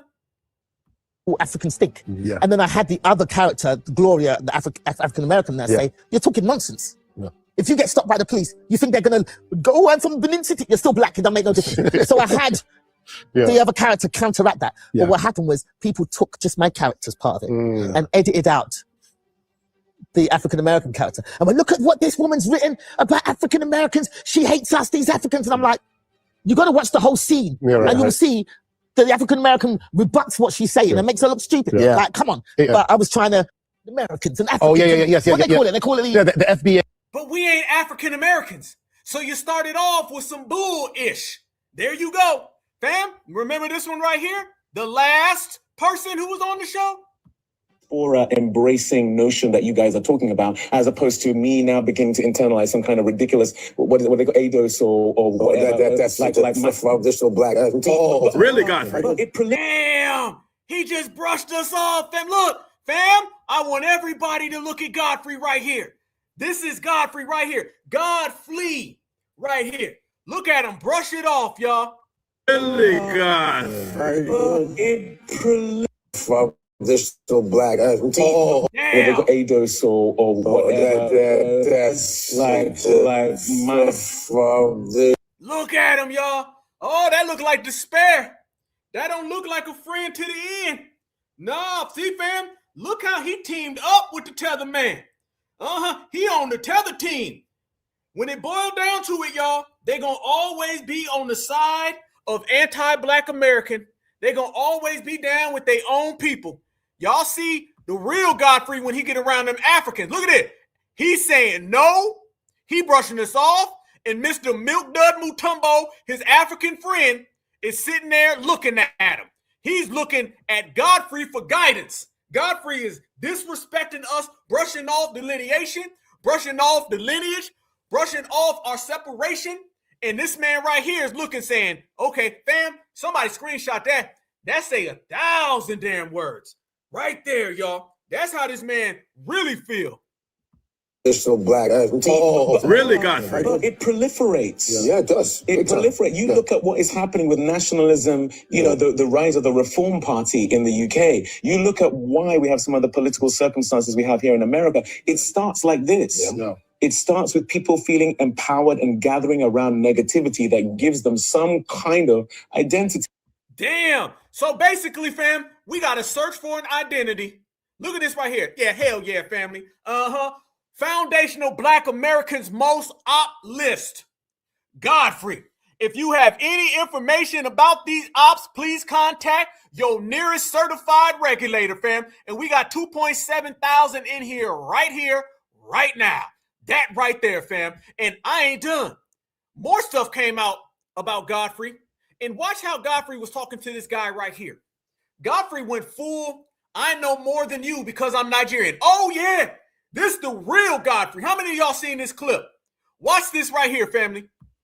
Nigerians, they do sometimes, Africans in general, some of them do think they're better than African Americans, which is bull.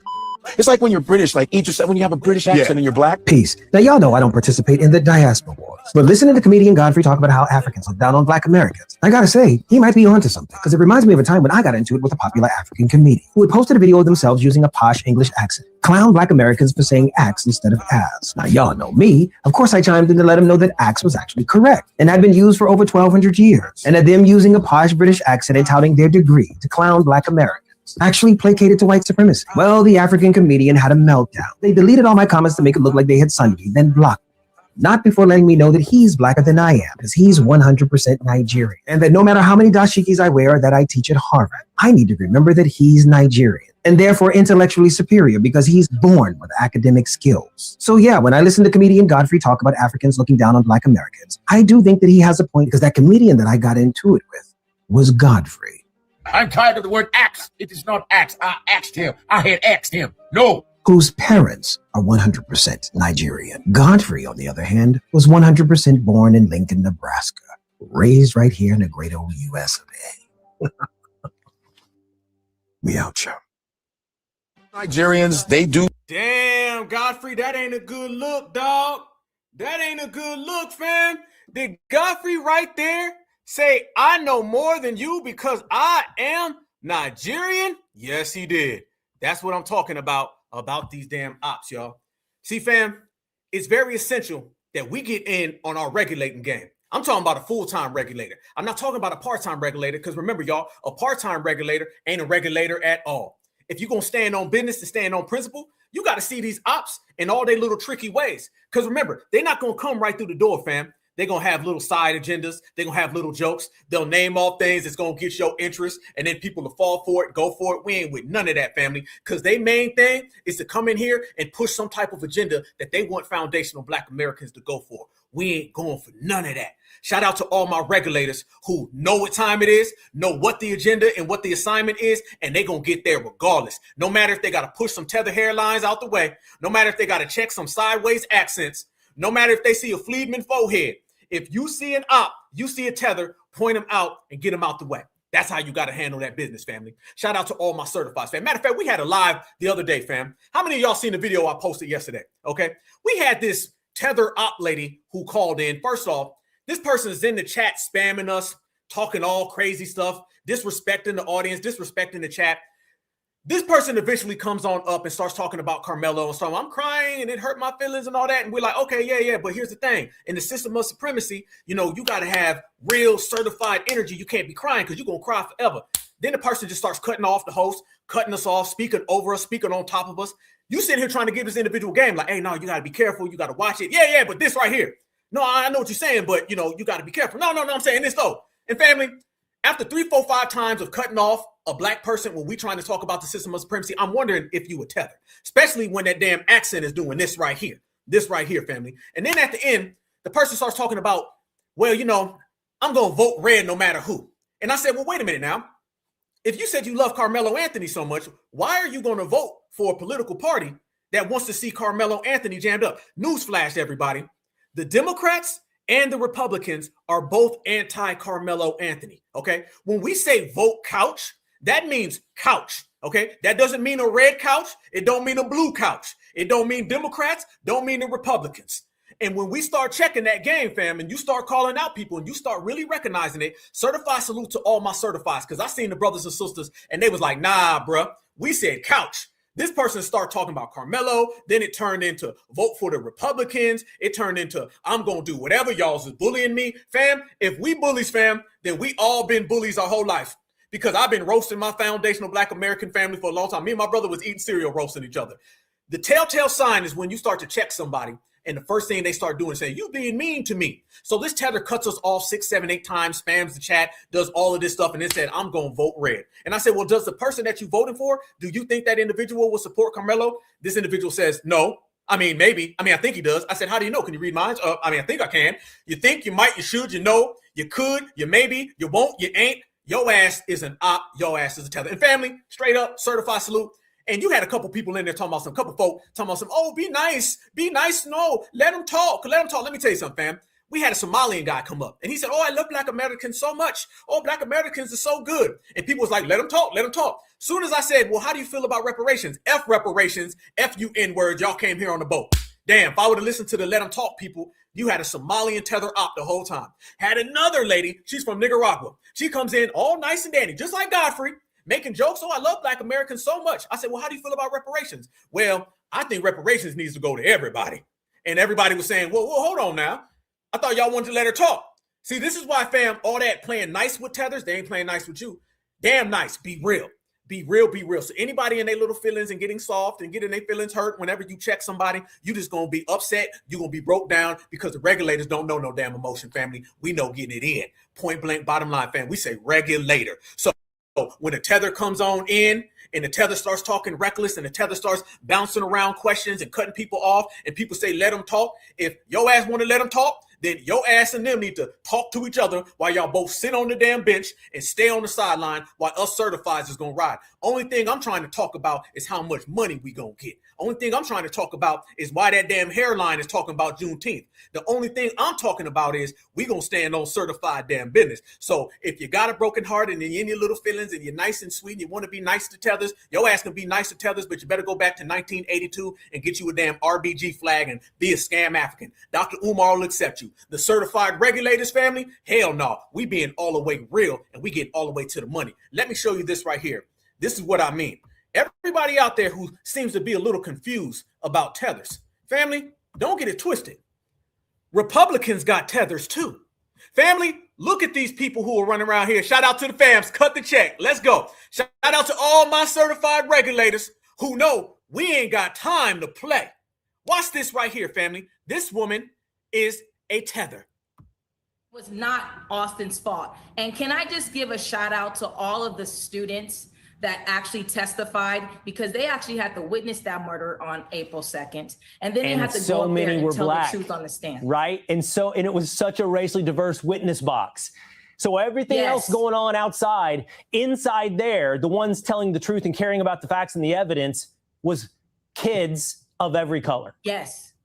And God bless them, because they had to deal with so much. Some of those kids had never even stepped foot in a court before. And they had to go up there and testify. And so we need to just cover them and pray for them as well. Pray for the families. But you reap what you sow. And Carmelo, you were wrong. This woman don't speak for foundational Black Americans. This woman ain't no FBA. Hell no. Family, this woman, if I'm not mistaken, this woman is Caribbean. Notice, fam, the Republicans got tethers too. This is for all the I'm going to vote for the Republicans, fam. They got tethers too. Byron Donalds, look at this, fam. Don't run from one tether to the next tether. Nah, you better stand on certified business. Look at this damn tether throwing Carmelo under the bus, speaking on behalf of Black Americans. And God bless them, because they had to deal with so much. Some of those kids had never even stepped foot in a court before, and they had to go up there and testify. And so we need to just cover them and pray for them as well. Pray for the families. But you reap what you sow. And Carmelo, you were wrong. He was wrong for that. I ran track my entire life, and I also have a twin. And you do not just randomly sit under people's tents, and you don't. What the hell does that got to do with anything? I ran track and I have a twin. What the hell does that have to do with anything other than you trying to get some damn brownie points talking to that damn zaddy? Oh no, y'all. We gonna call it out. We gonna call it out today. We gonna call it out. All these damn tethers getting that work. Stay when you're asked to leave. So no, they're ignoring the facts, but we cannot sit up there and blame Austin for his death. Absolutely not. It was not Austin's fault. And can I? Oh no. Fam, we gonna chop this up, family. Let's go there. Let's be there. Family, let me break this down for you, family. Certified salute to y'all. Let me ask a question to all my foundational Black Americans, okay? Because when I was talking about that clown yesterday, I was telling everybody how when we say that we're independent, you have to be independent politically. Don't get it tangled and twisted. The Republicans, they got a hell of a lot of tethers over there as well. The Republicans got a hell of a lot of folks who are anti-Black American as well. So don't go running from the Democrats and run to the Republicans and run from the Republicans back to the Democrats, because you're still running to a W. Remember, y'all, Billy Bob and Jethro. Didn't we say vote couch, fam? When you say vote couch, does that mean you're going to vote red no matter who? Does that mean you're going to vote blue no matter who? Or is voting red no matter who and voting blue no matter who off cold as hell? Which one is it, fam? Because at the end of the day, where the hell have been all those Republican people? Where have been all those flips red folks that keep talking about vote for Donald Trump, vote for J.D. Vance? Where they been? I'm asking the question, fam, because I'm looking around and I don't see nobody going in on them Republicans. Y'all remember the Republicans during the election that kept coming to Black Americans and kept telling us how we all needed to go vote for the Republicans because of immigration? Where were they with Carmelo Anthony? Oh, they was in the same place where the Democrats were, not saying ish. And now they're sending out their tethers to not say ish. Fam, have y'all seen the conservatives and the Republicans talking about Carmelo? So you gonna vote red no matter who as well, right? You gonna not vote blue no matter who. You gonna vote red no matter who. Have you seen what the conservatives are saying about Carmelo Anthony? It ain't good. Have you seen what the Republicans are saying about Carmelo Anthony? It ain't good. So I'm wondering, fam, for all that we gonna run from the Democrats and go to the Republicans, I'm wondering right now, what policies do the Republicans have? See, sitting on the couch means independent. Independent means we ain't playing patty cake with neither party, and we damn sure ain't running back and forth. Because a lot of folks want to run away from them tethers and the Democrats and run right into the tethers with the Republicans, like that lady I just showed you. A lot of folks want to run away from the Mayo, and then they want to go to the Miracle Whip. That ain't how it go, family. They ain't got no policies for Black folks. You right now, go type in Republicans and see what they saying about Carmelo. Then I got to ask this question, family. Are you going to vote for somebody who wants to see Carmelo Anthony jammed up? Are you going to vote for somebody that wanted to see Cyrus Belton jammed up? Because last time I checked, family, it's all about reparations and the anti-Black American hate crime protection. Do you think you're going to get a hate crime protection from the Republicans? I'm here to let everybody know, okay? Jethro and Billy Bob are both supremacists. Democrats and Republicans are both supremacists. Liberals and conservatives are both supremacists. And anybody who's telling you that one is better than the other is somebody who's just a supremacist, want to be a supremacist sympathizer or a supremacist bootlicker. That's exactly what it is. We said couch. We said independent. At the Rally for Reparations, family, when I was on stage, a couple blocks from the White House, I said we're going to vote sofa, we're going to vote couch, we're going to vote chair, but it ain't going to be these two political parties because you're going to blink and next thing you know, family, you're going to be sitting there with Will Cain. Yep. You're going to be sitting there with Megyn Kelly. Yep. Speaking of Megyn Kelly, let me show y'all what Megyn Kelly's got to say to all of you foundational Black Americans. Let me show y'all what Megyn Kelly feels about all y'all Black Americans who support Carmelo Anthony. Megyn Kelly put out a statement and she left a message for all the Black Americans who support Carmelo. So all the flips reds, all the vote blue no matter who, although we got to vote Republican so we can beat the Democrats. Last time I checked, fam, we didn't vote for the couch and we didn't play no games and we was out there getting caught in bad situations. So now we're not going to play no games and we are going to vote for the couch and we're going to be in good situations. Look what Megyn Kelly said to Black Americans who support Carmelo.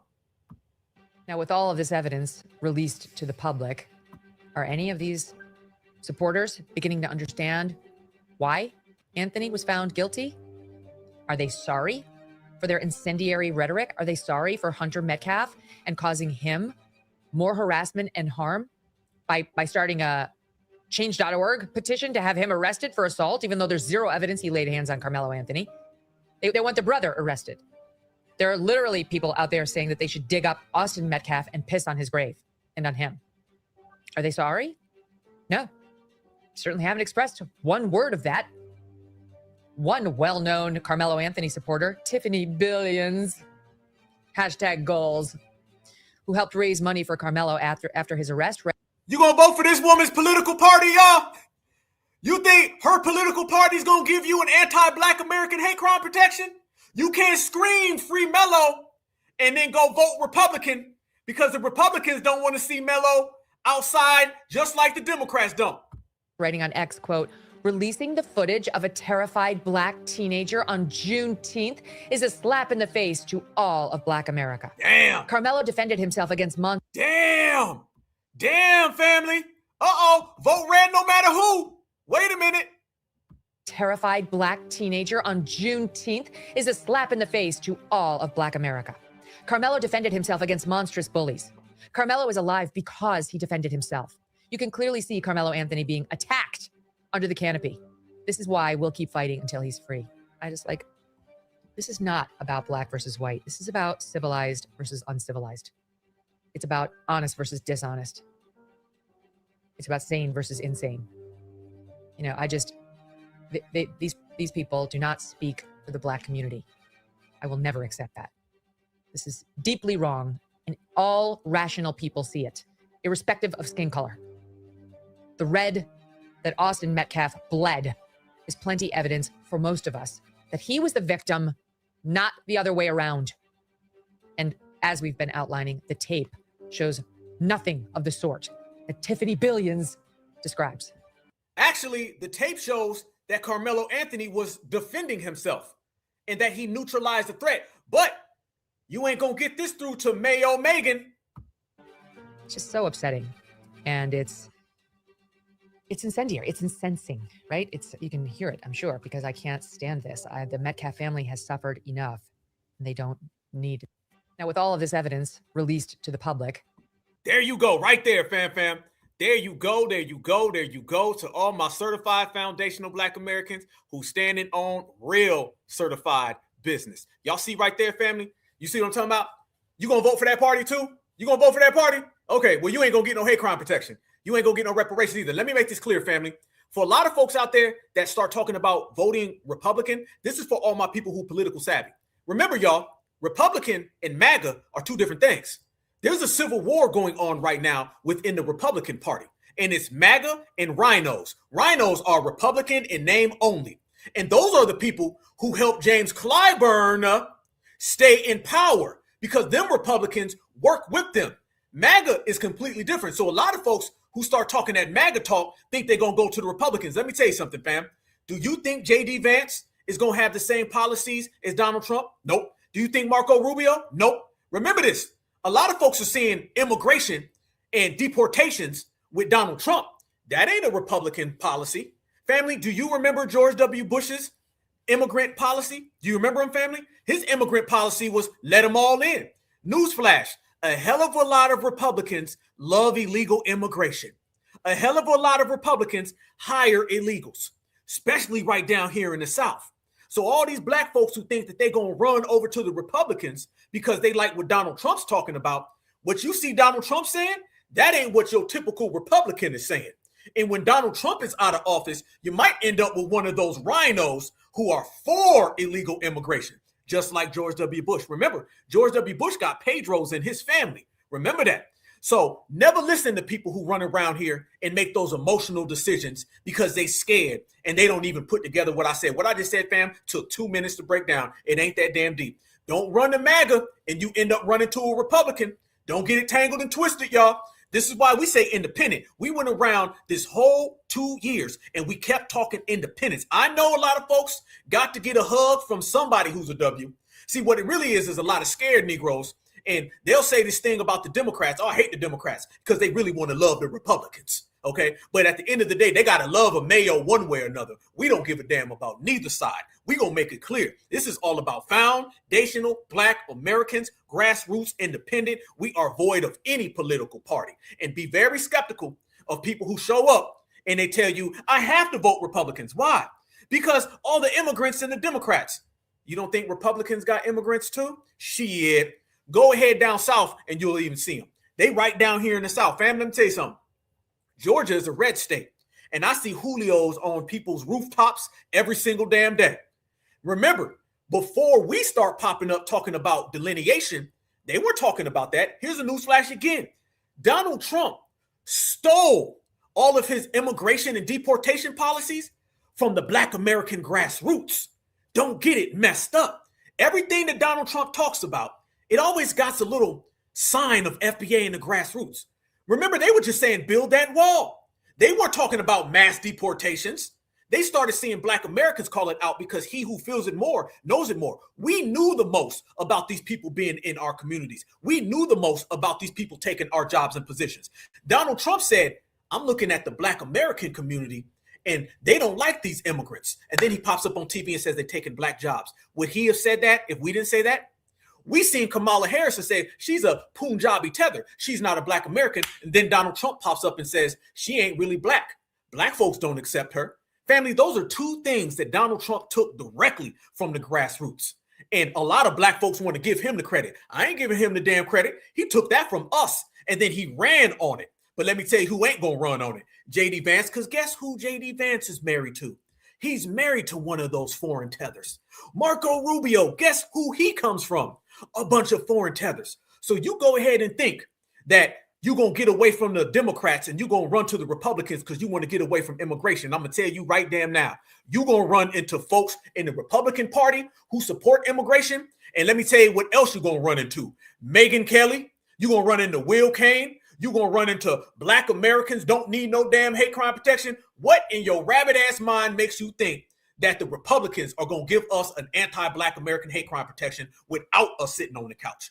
The only way that you're going to get any of these policies from these political parties is with a complete withdrawal to now they come to the table and they want to negotiate.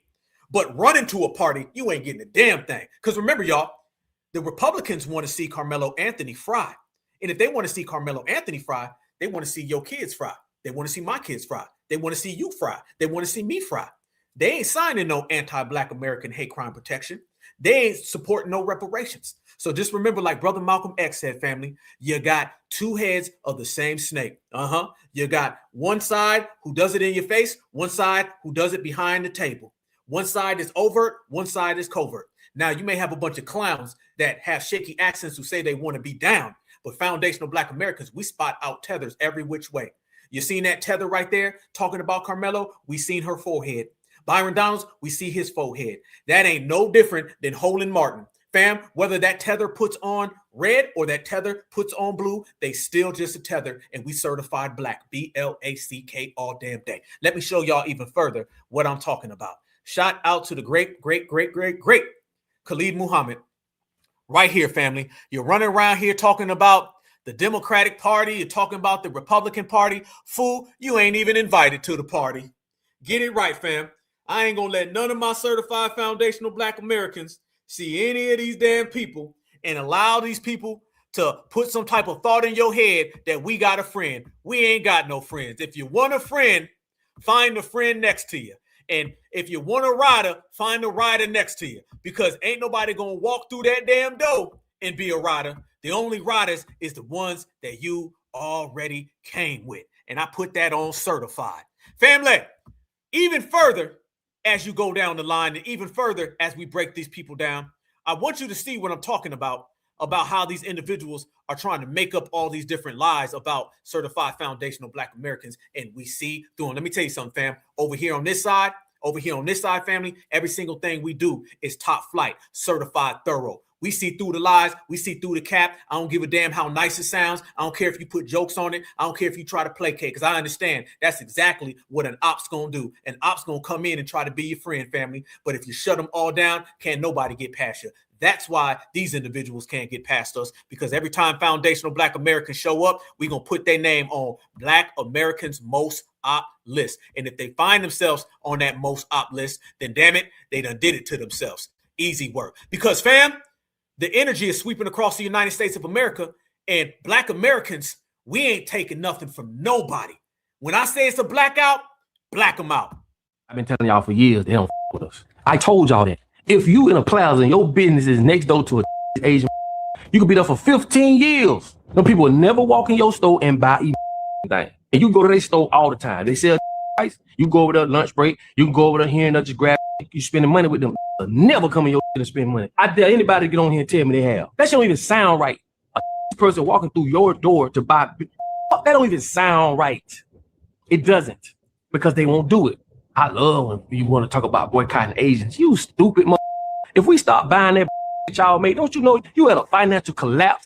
There's only two type of people. It's makers and buyers. If we didn't buy that shit, guess what? You have an inventory that's sitting around in your warehouse. You better be glad Black folk buy.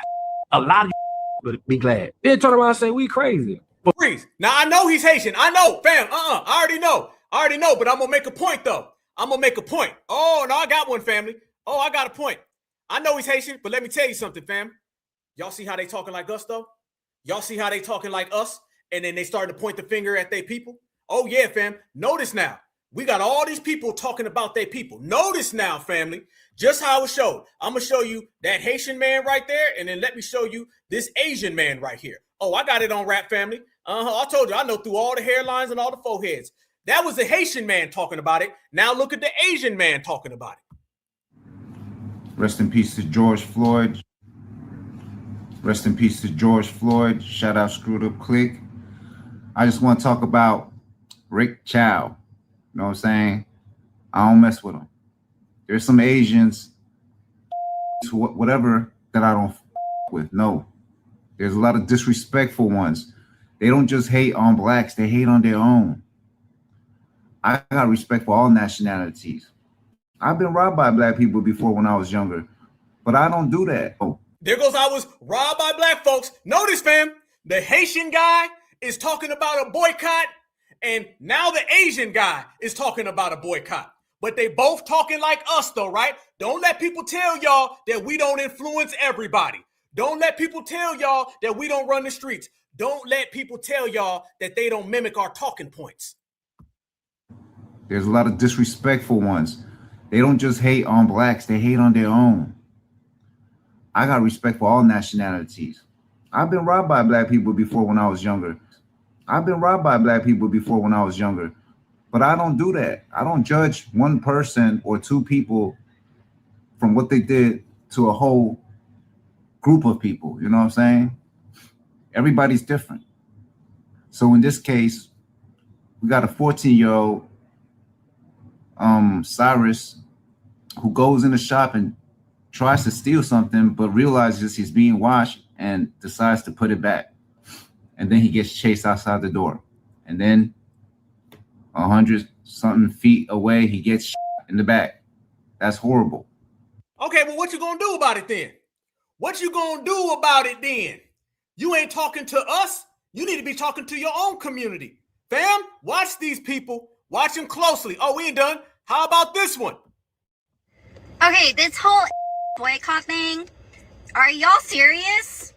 Because I think it's pretty clear what's happening, that this is like just an excuse, a nitpicked excuse to be more openly racist to more than you guys already are. Like, do you guys think we're not aware of how much racism actually face? And also, did we forget about Stop Hate, a movement that was made specifically because as well were getting targeted racially and because of one scenario, mind you, in general have gone through so much racism. Y'all want to use that as an excuse to be like openly racist towards now and like have a reason to like destroy their businesses? You guys are a joke. No, what's joke is that you Lucy Lou with Britney Spears hair on your head. That's the damn joke. She bucking her eyes, fam. She egg roll bucking. She egg roll bucking, fam. Look at all them egg rolls bucking. You got the egg roll eyes bucking, and they ain't saying nothing. But let me tell you who is. Notice this, family. Foundational Black Americans, we ain't playing no games. We taking it to the block, right? Notice, family, that everybody now is trying to talk like us, right? You seen the Haitian guy talking like us.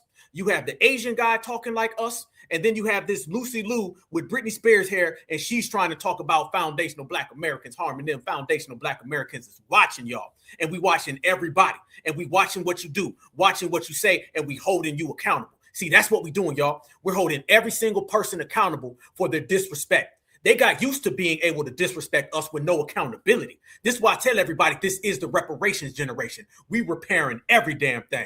You disrespected us? Oh, no, we about to repair that. You insulted us? Oh, we about to repair that. You unalive one of our children? We about to repair that. And let me tell you how you do it, family. And you already know the answer to that. You stand on business, absolute business. And I'm talking about full 100%. Family, now let's go there and let's talk about what's really happening. If South Carolina is in the house, I need South Carolina to stand up.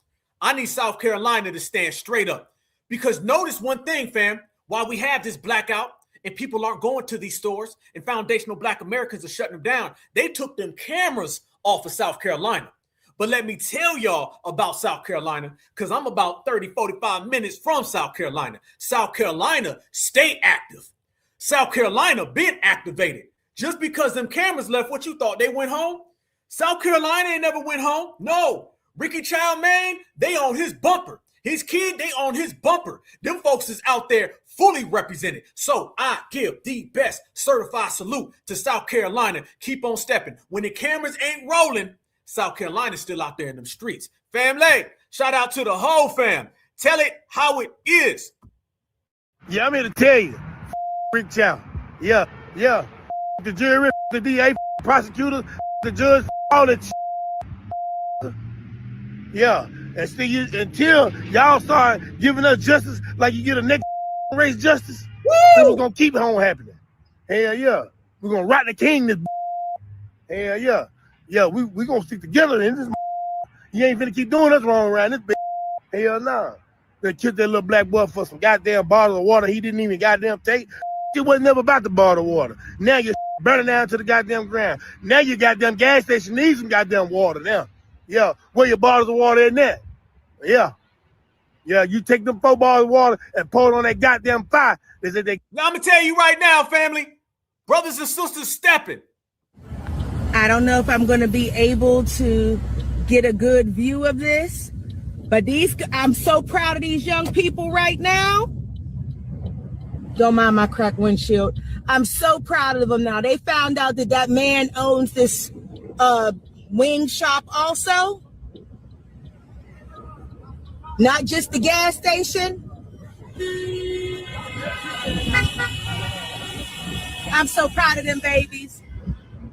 I mean, all I can do is honk my horn, but I'm going. That's what regulating look like. That's what sticking together look like. That's what a blackout look like, family. Everybody can play their role. That's all I can do is honk my horn, but yes, baby, we gonna honk for them, baby. I'm so proud of these young people out here. Yes, indeed. Now, that's the gas station over there, and if you know me, I talk about this all the time because I used to go there before he was a man.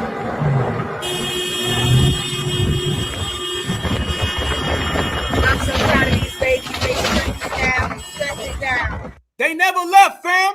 They never left. Look at them brothers and sisters on the corner. They never left, y'all. Just like this blackout ain't ever gonna leave. This is permanent, 24/7. If you don't see 24/7 on it, then it ain't official, y'all. Keep it, holding it down. I'm so proud of these babies. They shut it down.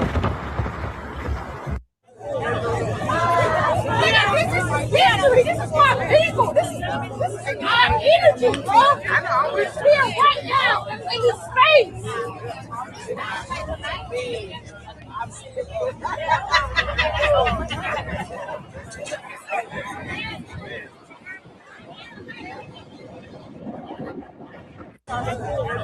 Everyone asking why the gas station at Cyrus-Belton was chased out of for 100 yards before he was faithfully shot in the back. For everyone asking why this gas station is still standing, because there are cops here. They're stationed here. There's surveillance. There are patrol cars everywhere. No one is that crazy. And on top of that, it says under new management. So Mr. Chow does not own this gas station anymore. It has been sold. So for everyone asking. That's all right, though. That's all right, though, family. That's okay. Hey, he done try to run and hide. But the reason why the brothers and sisters are there, because that's where it went down at. So they can send the message to the next person, you better not play no games. And also, fam, it's also about Shell, the gas station. Oh, Chow gonna run and hide. Chow gonna run and hide, but you need to be right there, and everybody needs to let Shell know as well. Because Shell done try to duck and dodge and get void of any type of responsibility. Go to where it's at, fam. You ain't got to go 100 different places and run all the way around and try to find where Child's at. You can change the damn management. You can change the janitor. You can change the door locks. Post up right there, which is where the last place that our young brother was at, and let the whole damn world know that we still there immediately. That's how you handle it. You can run all you want to, fam, but I bet they know every time they come by. Them damn police is out there, though, ain't they? They out there, though. I bet who's in there right now ain't playing no damn games. I bet they shook. Hey, y'all want some peace?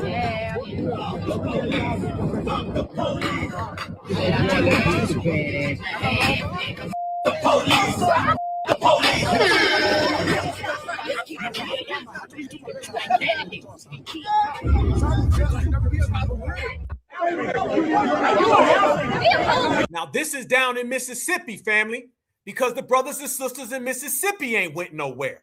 Black Americans are turned up. Pull up summer.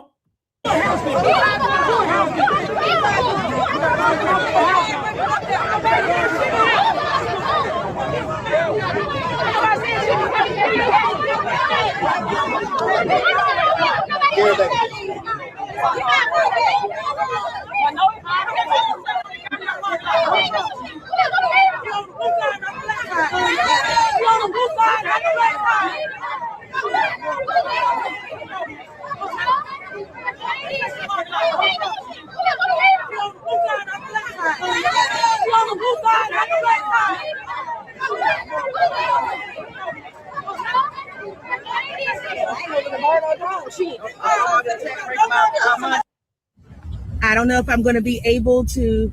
There it is. There it go. There it is. There it go. Foundational Black Americans here to let them all know, family. That's what I like. That's what I love. And I love to see it, fam, because this is how you make your presence felt. See, a lot of this, family, is you got to make your presence felt. You got to make your presence felt. The one thing they want you to do is go inside. You got to go outside. You feel me? And let them know you can put in new management, new anybody, but we're going to be right there. And it never, nobody set it on fire. None of that. Brother was turned up. It never got set on fire. But I'll tell you what, the block is hot, though. The block is hot. I know that damn much. And did you guys see that story that came out? And it was at, I want to say Wingspot, right? Wingstop.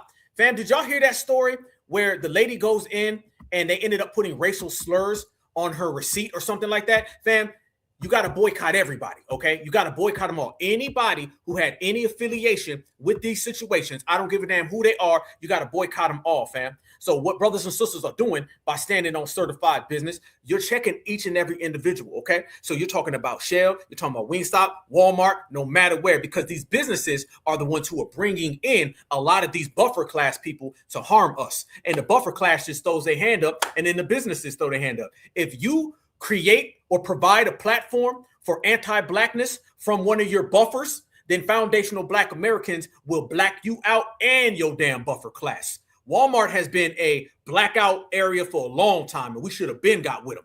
Because if you look way out there in California, in Texas, how many times do you see stories about them Pedros out there and how them Pedros out there be harming Black folks right there in Walmart? Because the whole damn staff will be Pedros, right? Claiming Black folks stole something. And then you see what happened to our young brother down in Mississippi, the baby, okay? Same exact thing with Shell. Same exact thing with Wingstop. If you provide any protection for your buffer class, you will get G-checked. That's why on the flyer that I put out, fam, I said, you got to target these people directly and all of their collaborators. Because once you start hitting them collaborators in the pockets, it's a wrap for them. Let's make this clear, fam.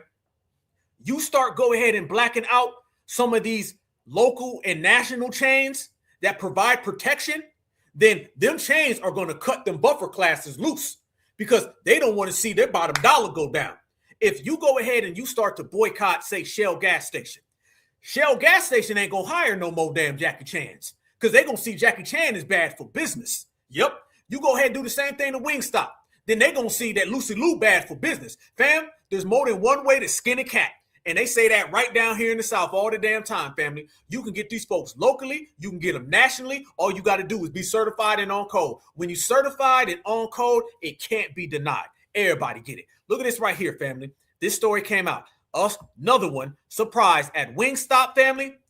This employee practices anti-blackness, and they're going to feel the heat too. Fox, we have a Fox 5 exclusive. A woman from Northern Virginia found a racial slur written on her order from a local Wingstop. And tonight, she is speaking only without Shamari Stone, who is in Lorton with that story.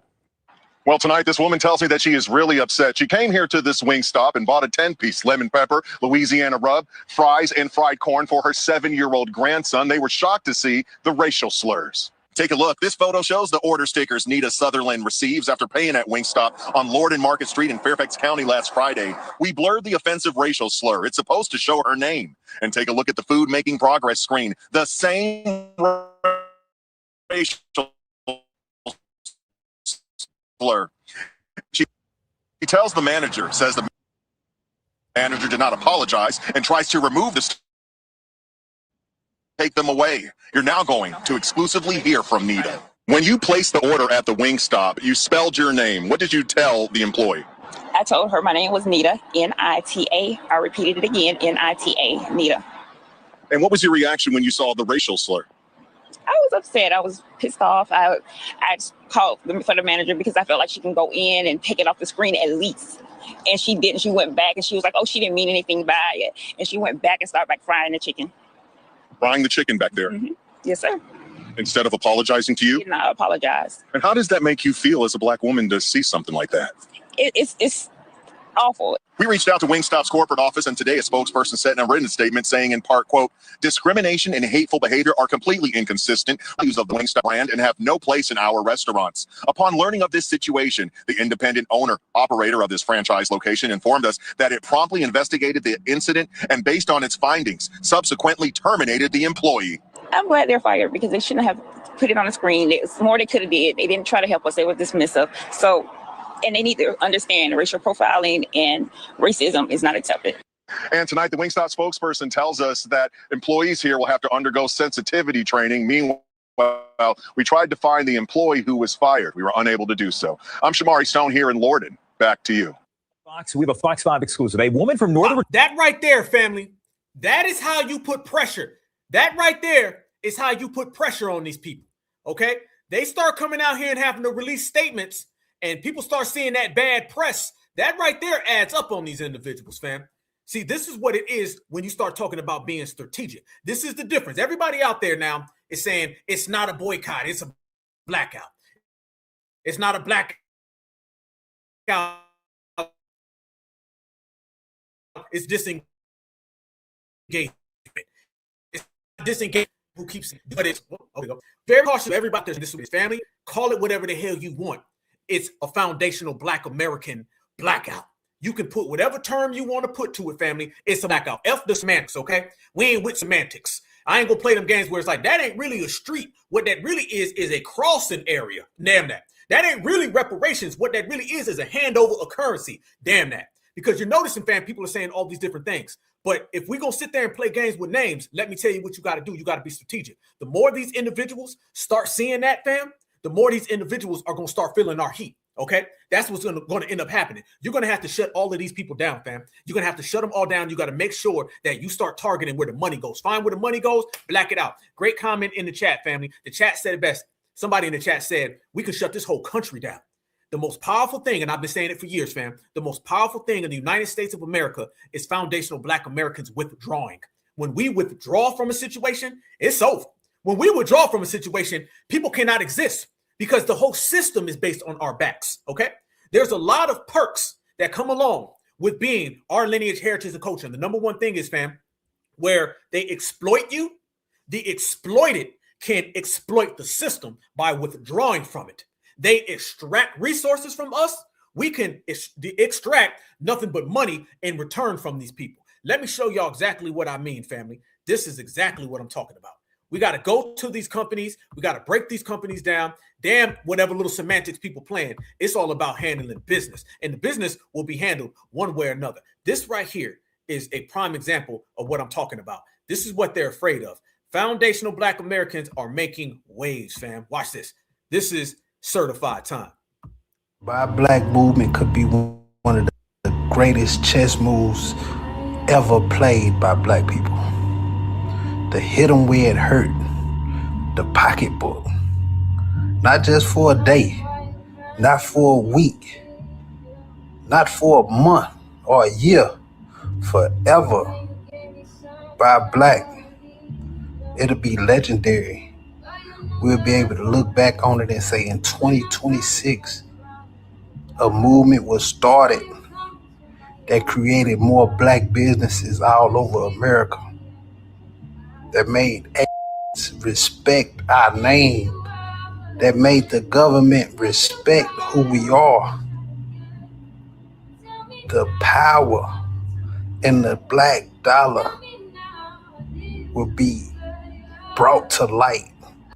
Let us take it a step further and stop patronizing all of these businesses, for they've all disrespected us in some way, form, or fashion.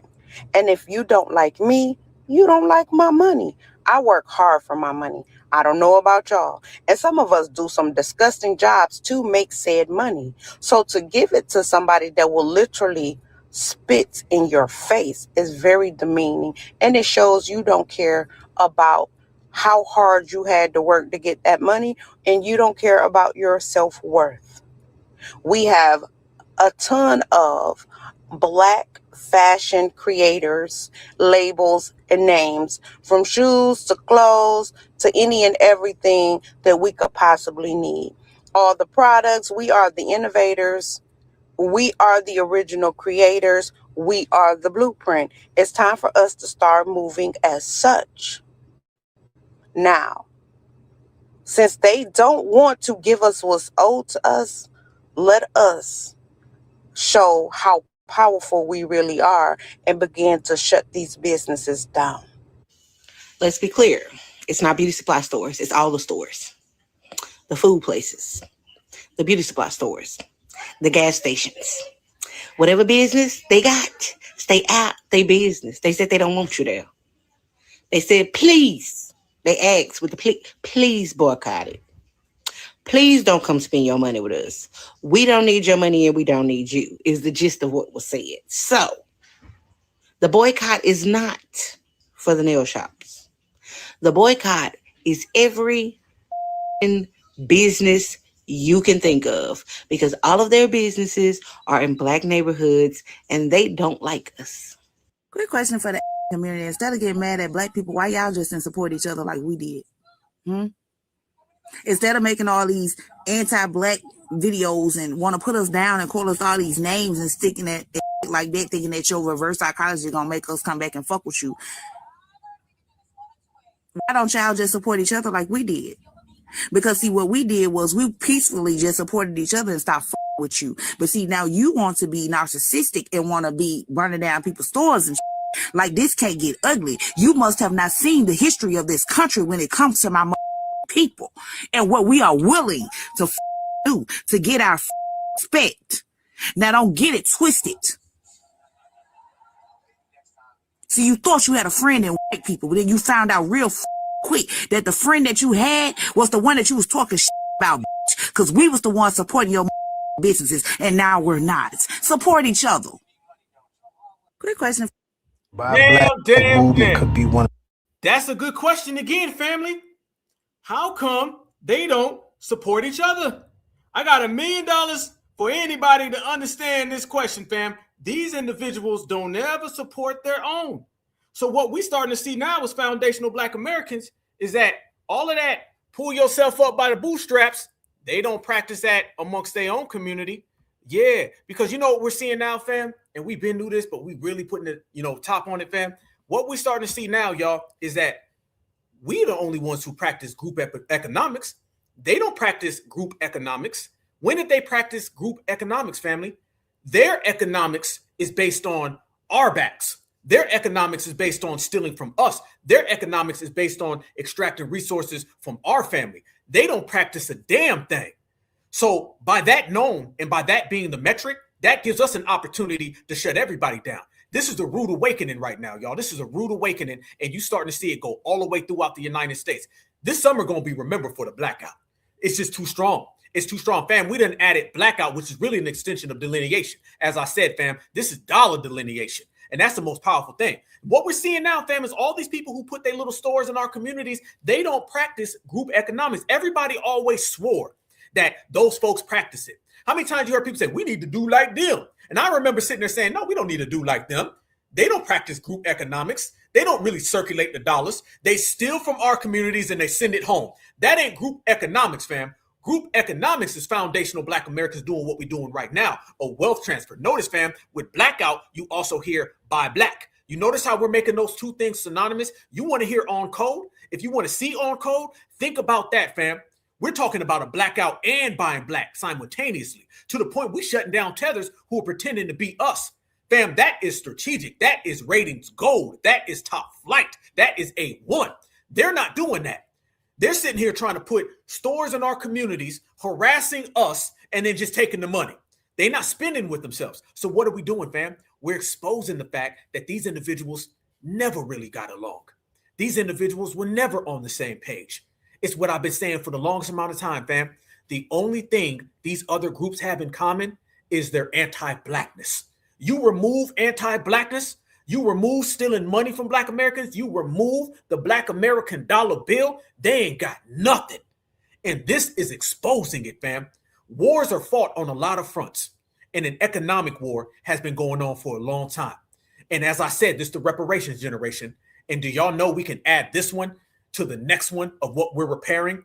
We are repairing years of people placing their stores in our communities and harassing us, placing their stores in our communities and stealing from us. And we're making them have to hold their own nuts. And they don't like it too much now, do they? Family, this is what we mean when we tell people what we tell people, as we always do over here. You can keep on trying to hustle and you can keep on trying to scam, but quite frankly, nothing is working in their favor. Every single thing that you see happening to these individuals is a result of their own doing. You can't blame Black Americans for it, but you can watch Black Americans show out.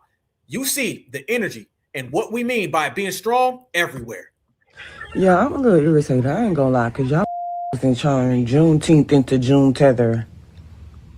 And I don't get it. Like, I saw somebody yesterday talking about they was going to have a soul food, whatever, but it was COUL food with Haitians. And they said they was going to have Haitian food at Juneteenth.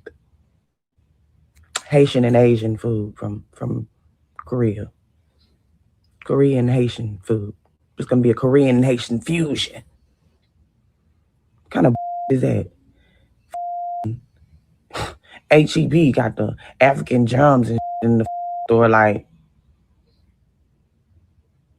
why y'all trying to turn Juneteenth into June tether? I don't understand. Like, it ain't even about you. When we recognize y'all holidays and we doing Cinco de Mayo, we going to get tacos. You know what I'm saying? We doing as you do on your holiday. Why the y'all trying to take our over? Like, that's why I don't like y'all. But shout out to everybody who got it right. Shout out to everybody who played the Black American music, who played the Black American, who ate the Black American food. You know what I'm saying? Who had the Black American cookout. You know, I appreciate y'all. But the rest of you tethers, y'all need to do better. Y'all need to do better.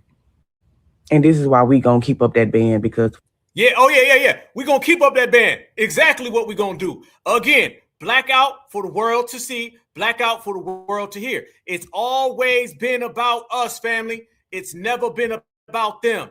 They've been trying to hide it. They've been trying to deny it, but now we see them. This is also another reason why we ain't playing them games. Why? It's because we ain't never need they cheap stuff. I want to say about this Asian boycott situation. We were overspending for mediocre nails, eyebrow, pedicure. We were giving them too much credit for things that we could learn to do ourselves and do it better. Every black nail tech that I've went to has done a way better job at my nail, aesthetic-wise and quality-wise. My nail beds were so much healthier and my nails lasted so much longer than when I ever went to the chop shop.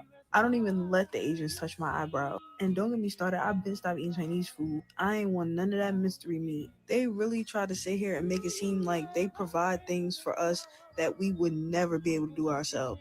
I want to say about this Asian boycott. And that's the crazy thing about it, y'all. Everything that they be bringing, that stuff don't be good for you anyway, at all. So this is the vibration, y'all. This is the vibration. It just seems like every single day, while the world is coming sideways, we're noticing how everything is really working out in our favor. This is powerful. Why? It's because we made it powerful. And you starting to see brothers and sisters pulling up to these places and they like, yo, don't go up in there. Or they step up in there and they looking and saying, all y'all some sellouts. You putting pressure on people who want to get off code. See, the blackout is about standing on business. The blackout is about standing next to your brother or sister. The blackout is about Black American dollar bills, shoulder to shoulder. The blackout ain't about voting blue no matter who. It ain't about voting red no matter who. It ain't about no damn plantations. It's all about us being us. Let me show y'all even further what I mean by that. This is a clear showing of what foundational Black Americans are doing. And family, I'm telling y'all, it's growing every single moment. Watch this.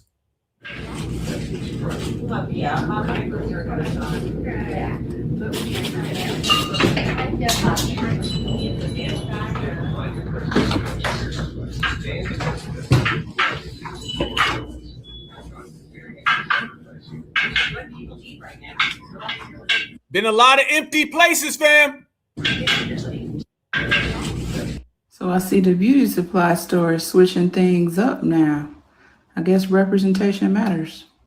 So I see the beauty supply. Man, keep up the good work, folks. Keep up the good work. Israel, look at that. Only people in there is the workers. That's what I'm talking about.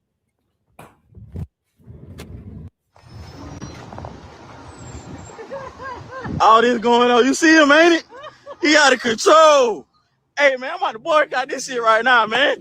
Hey, we is not eating in this bitch. Hey, y'all black people should be ashamed of yourself eating this shit. That's how you do it. I told you, fam. It ain't about being nice. It ain't about let them talk. Let them say a bunch of bull-ish. Let them harm Black Americans. Let them lie to us. Nope. You see somebody off code, check them. Y'all black people should be ashamed of yourself eating this shit. This the restaurant. Don't come up here and eat from them. This is the restaurant. Don't come and eat from them. If you are in the DMV area and you know this place, do not shop here. I repeat, beware, do not shop here. We were coming here to get some very quick hair. Wait, fam. Notice this, y'all. Black Americans is pulling out their phones and they pulling up to random places, even if it's just for 2 seconds. And when they pulling up, they saying, don't shop here. Don't go here. Y'all see how we on code and letting each other know where to go and where not to go? This is powerful. This is very, very pivotal to the movement, family. This is letting everybody know that if you serve foundational Black Americans in any type of fashion, you better show respect or we gonna shut you down. You better show respect or you gonna get checked. This is what it's about. It should have been this way, but now it is this way, so it's gonna have to stay this way. Now we're letting these individuals know we will pull out a camera. We will tell the next Black American bypass you, and what you gonna do about it? Nothing. Fam, I love this energy. This is the energy and the time we should have been on. Watch this. This is the most lovely thing. Just random stuff too.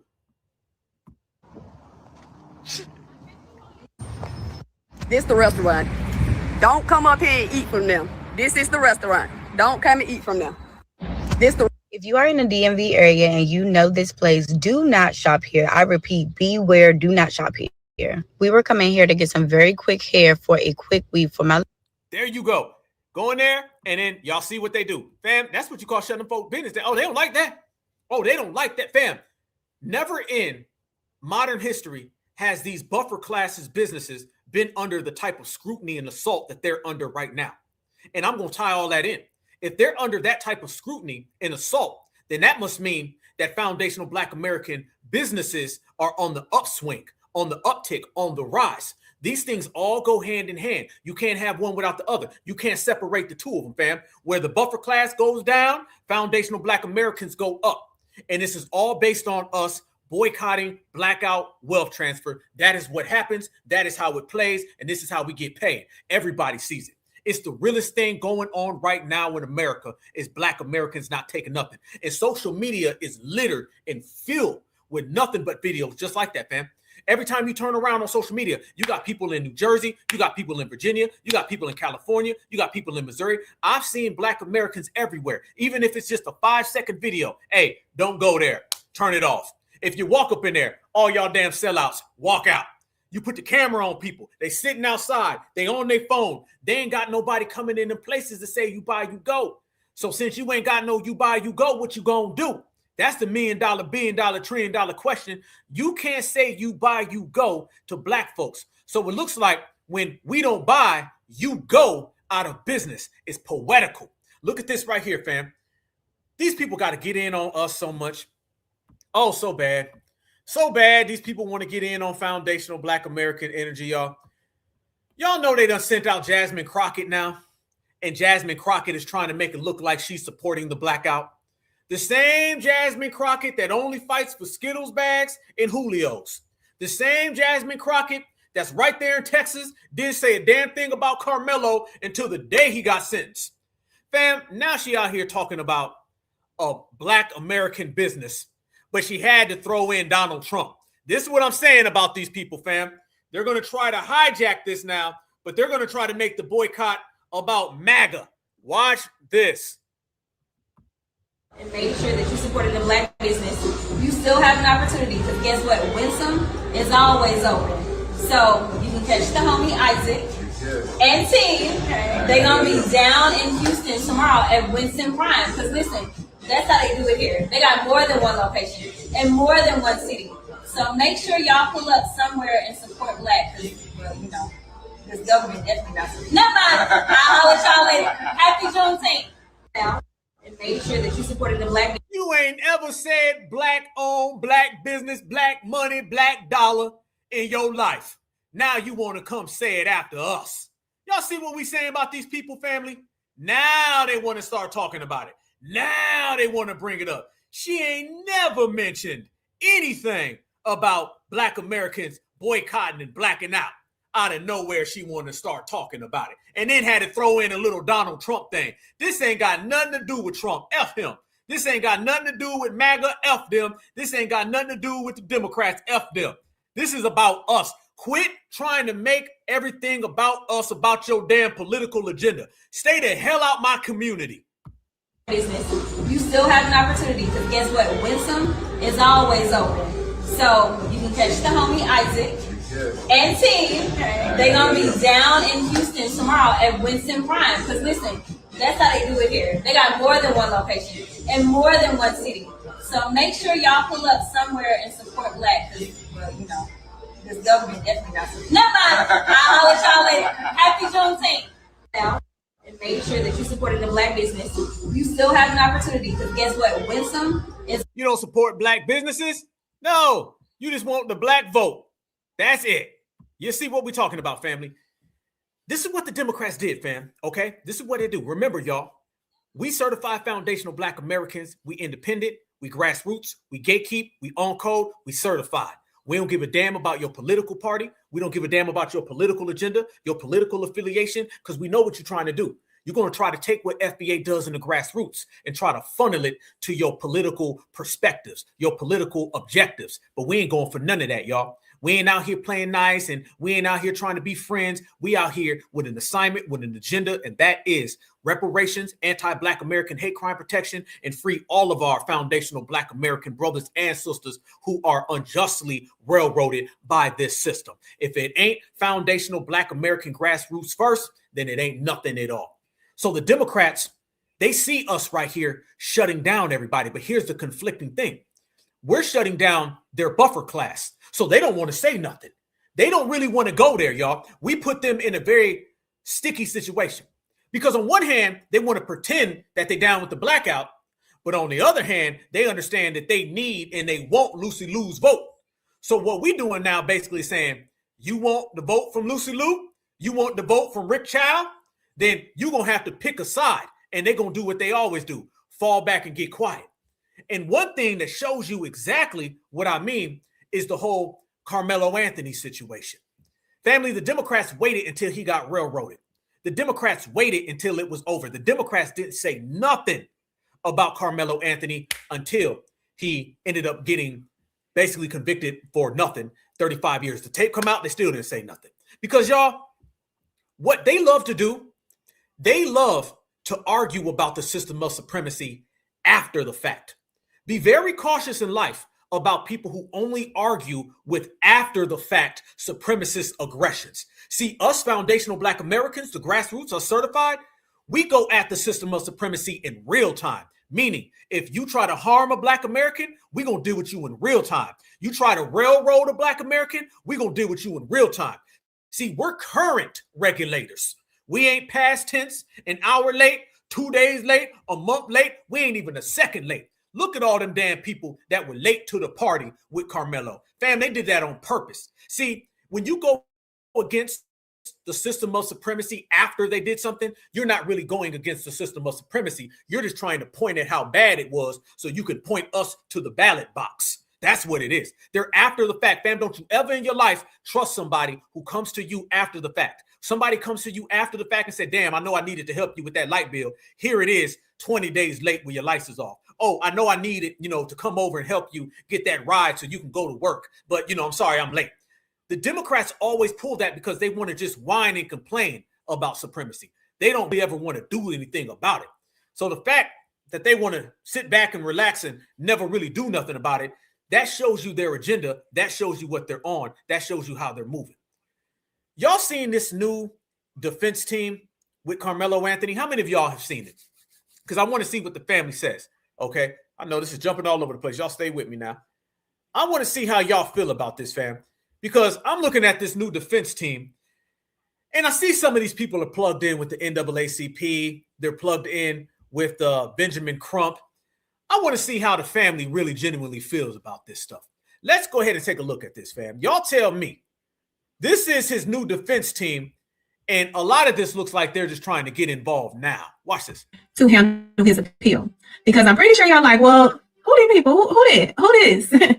Let me tell you. Let me introduce you to some that I'm familiar with, and I'm familiar with some of their advocacy so that y'all can get accustomed to seeing what it looks like when you have the right advocate on your team to facilitate the right team that is going to set you up for as much success that you can be afforded when you're going through the criminal process. Let's start with the lead counsel, Russell Wilson. Now, I'm familiar with Russell because when I was an intern coming to work for the DA's office during the summer, I specifically worked with the first assistant, and Russell Wilson at the time was in administration.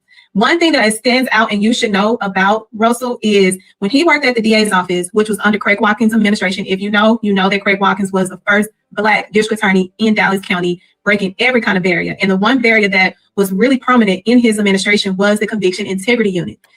Dallas County became known nationally for their Conviction Integrity Unit because they were leading in the country for overturning wrongful convictions and exonerating innocent incarcerated individuals under the Craig Watkins administration. And Russell Wilson became the head of that division in 2011. So that should tell you a lot as to what kind of experience that he does have. Now let's talk about Mike Ware, because Mike Ware, when he was a prosecutor at the Dallas County District Attorney's Office in 2007, they founded the Conviction Integrity Unit that spearheaded Dallas County DA's office to lead the nation in overturning wrongful convictions or exonerations of innocent incarcerated individuals. When you look at the whole makeup of Carmelo Anthony's team, especially the lead counsels, just know they're not new here. And they didn't flew here.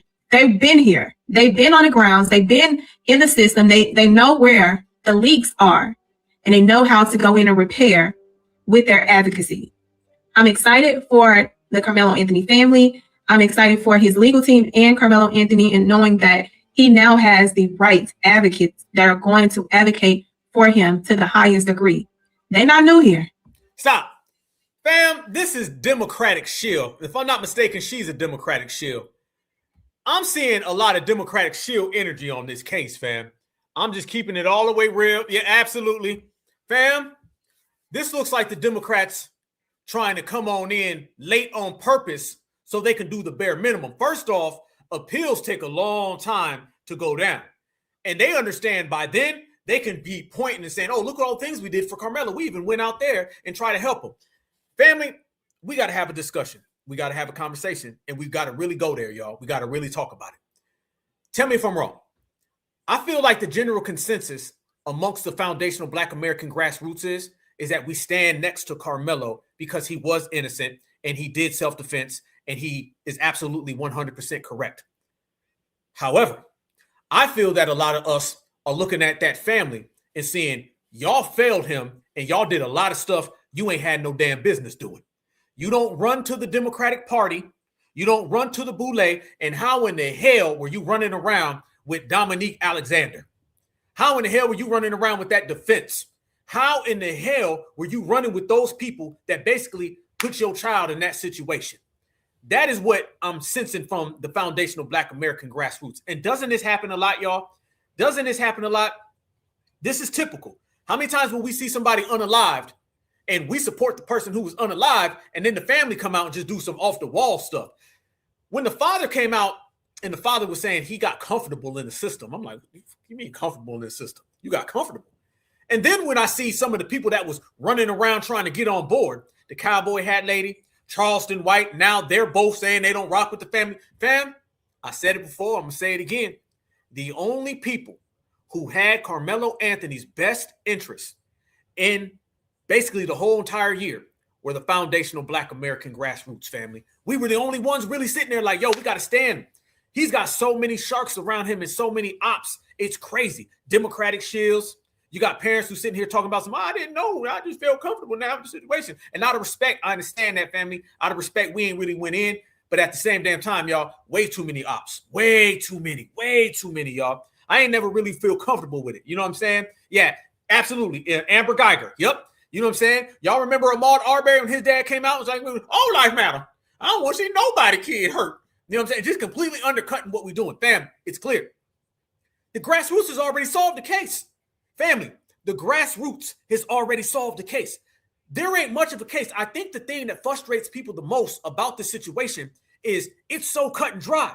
This isn't a political situation. This isn't a social situation where we're trying to figure it out. We don't know. It's uncertain. Family, somebody who passed their bar exam 1 day ago can win this damn case. How the hell are they at this point where they're going to get new people to come in? This is very simple, y'all.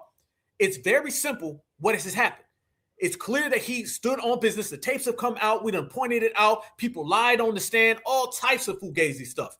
Anybody in this chat can solve this damn case. Why are we here and this brother is still in a situation where he's trying to get proper representation? This is clear as day, family. Absolutely. Yeah, a lot of stuff going on. Yeah, a lot of stuff, fam. Yeah, anybody, man, fam, I ain't never went to no damn law school. I'll win this case right damn now. Right damn now. You got people who lied on the stand, inconsistencies, potholes in the story, people flip-flopping all over the damn place. This is cut and dry. And it frustrates a lot of us that something so cut and dry is being handled all over the place. Because when you out here and you shilling and you think that the Democrats got your back, nope. They don't have your back. They never will have your back. And they just running around here saying and doing whatever they please. This is why we got to stand on our own business for our own selves and make sure that everything goes in the opposite direction. Look at this right here, family. This is what they're putting out. I don't miss me with the dream team.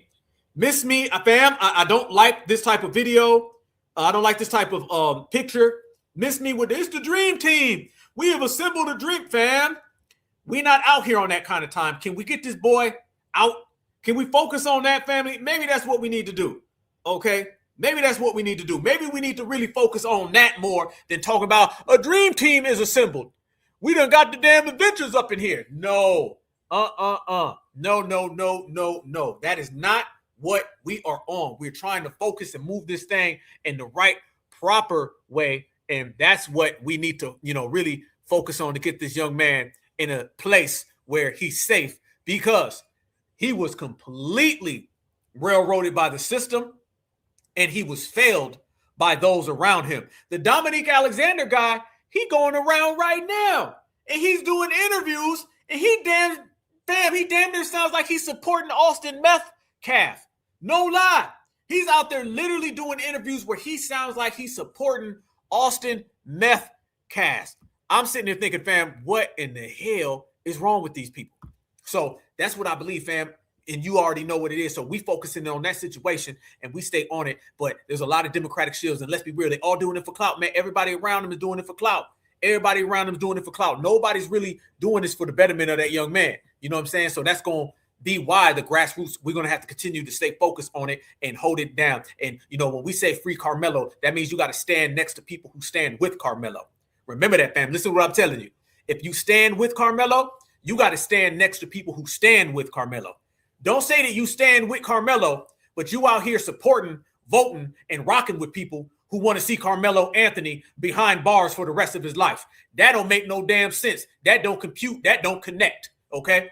If you ain't about this young man getting his freedom, if you're not about this young man getting justice in his unjust situation, then you ain't really about him. And to be honest with you, that means you ain't really about the community, because he has become a proxy for all of us. The people who want to see Carmelo fry, they want to see all Black Americans fry. That's what it's really about.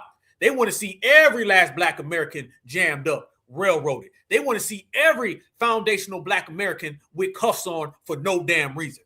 So this is why there's been such an investment in this case, is because we are on the case, because we're understanding what they do to one foundational Black American in the injustice system, they'll try to pull on all foundational Black Americans in the injustice system. And then if they get one, then they'll get two, then they'll get three, then they'll get four, and then where does it stop? This is why we say, fam, they're trying to push really nowadays Jim Crow. This all goes back to it. When you tell the system of supremacy, no, they start tripping out. But fam, let me show y'all what we talked about on the Black Alpha Network over a month ago, family.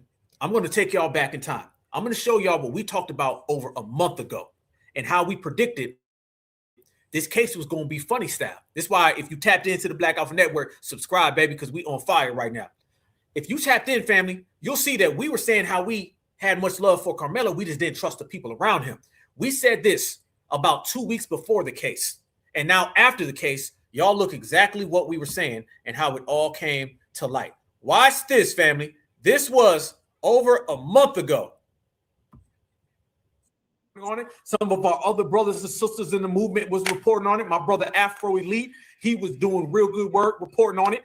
These people didn't report on it, family. It was us who was reporting on it. But what ended up happening was Democrats said nothing. And I'm going to tell you why the Democrats didn't say anything. Because the Democrats can't do nothing with a Black child who defended themselves and unalived the W. Oh, they don't want to touch that. Because they Democrat slave master handlers ain't going for that. They left him hanging. The Democrats will only get involved if a Black person is the one who's unalived. Then they could say, look how bad Donald Trump is. Y'all need to come vote for us. If a Black person is unalived by a W, Democrats use that to get votes. They can't use the Black person defending himself and being the winner. If the Black kid is the winner, Democrats don't want it. If the Black person is unjustly taken down, they love it. They showed up for Ahmaud Arbery, Breonna Taylor, George Floyd. All of them were Black folks who were unalived by supremacy. The one boy who unalived the supremacists, they left it alone. Black Alpha got the truth, baby. I'm one of a kind, baby. One of one. Yes, they abandoned him. You can type in right now, Carmelo Anthony and Democrats, and you won't see nothing. Damn. Ain't that crazy, family? Ain't that something? Fam, did they do everything I said? Did they literally do everything I said? They abandoned him? The cowboy hat lady, the Democrats, fam, cameras was rolling. This was a month ago, even further. But either way, we're prepared if it does happen, because when you stay ready, don't be surprised, family. Don't be surprised. Because remember, Democrats are only concerned when we're victims of supremacy. They're never concerned when we are riders against it. Remember that, family. Don't be surprised if there's some vigilante work that goes on. And it doesn't have to be an unaliving. It could be some vigilante work. Chud the Builder. Here we go. They talking about voter rights and everything else, fam. Nothing to do with us. Nothing to do with us, fam. You should have knew something when Kristi Noem got fired. When Kristi Noem got fired, that was a very strange thing. First, they started talking about body cams, and I seen that was a concession. And then Kristi Noem and the Border Patrol got fired. They sent in Tom Holt calling out the Republicans. We call out both sides of supremacy. Exposed. Black Lives Matter. He's a Haitian. I don't trust that guy, family. Watch this, fam. Everything's going to go on, and that's going to happen in June.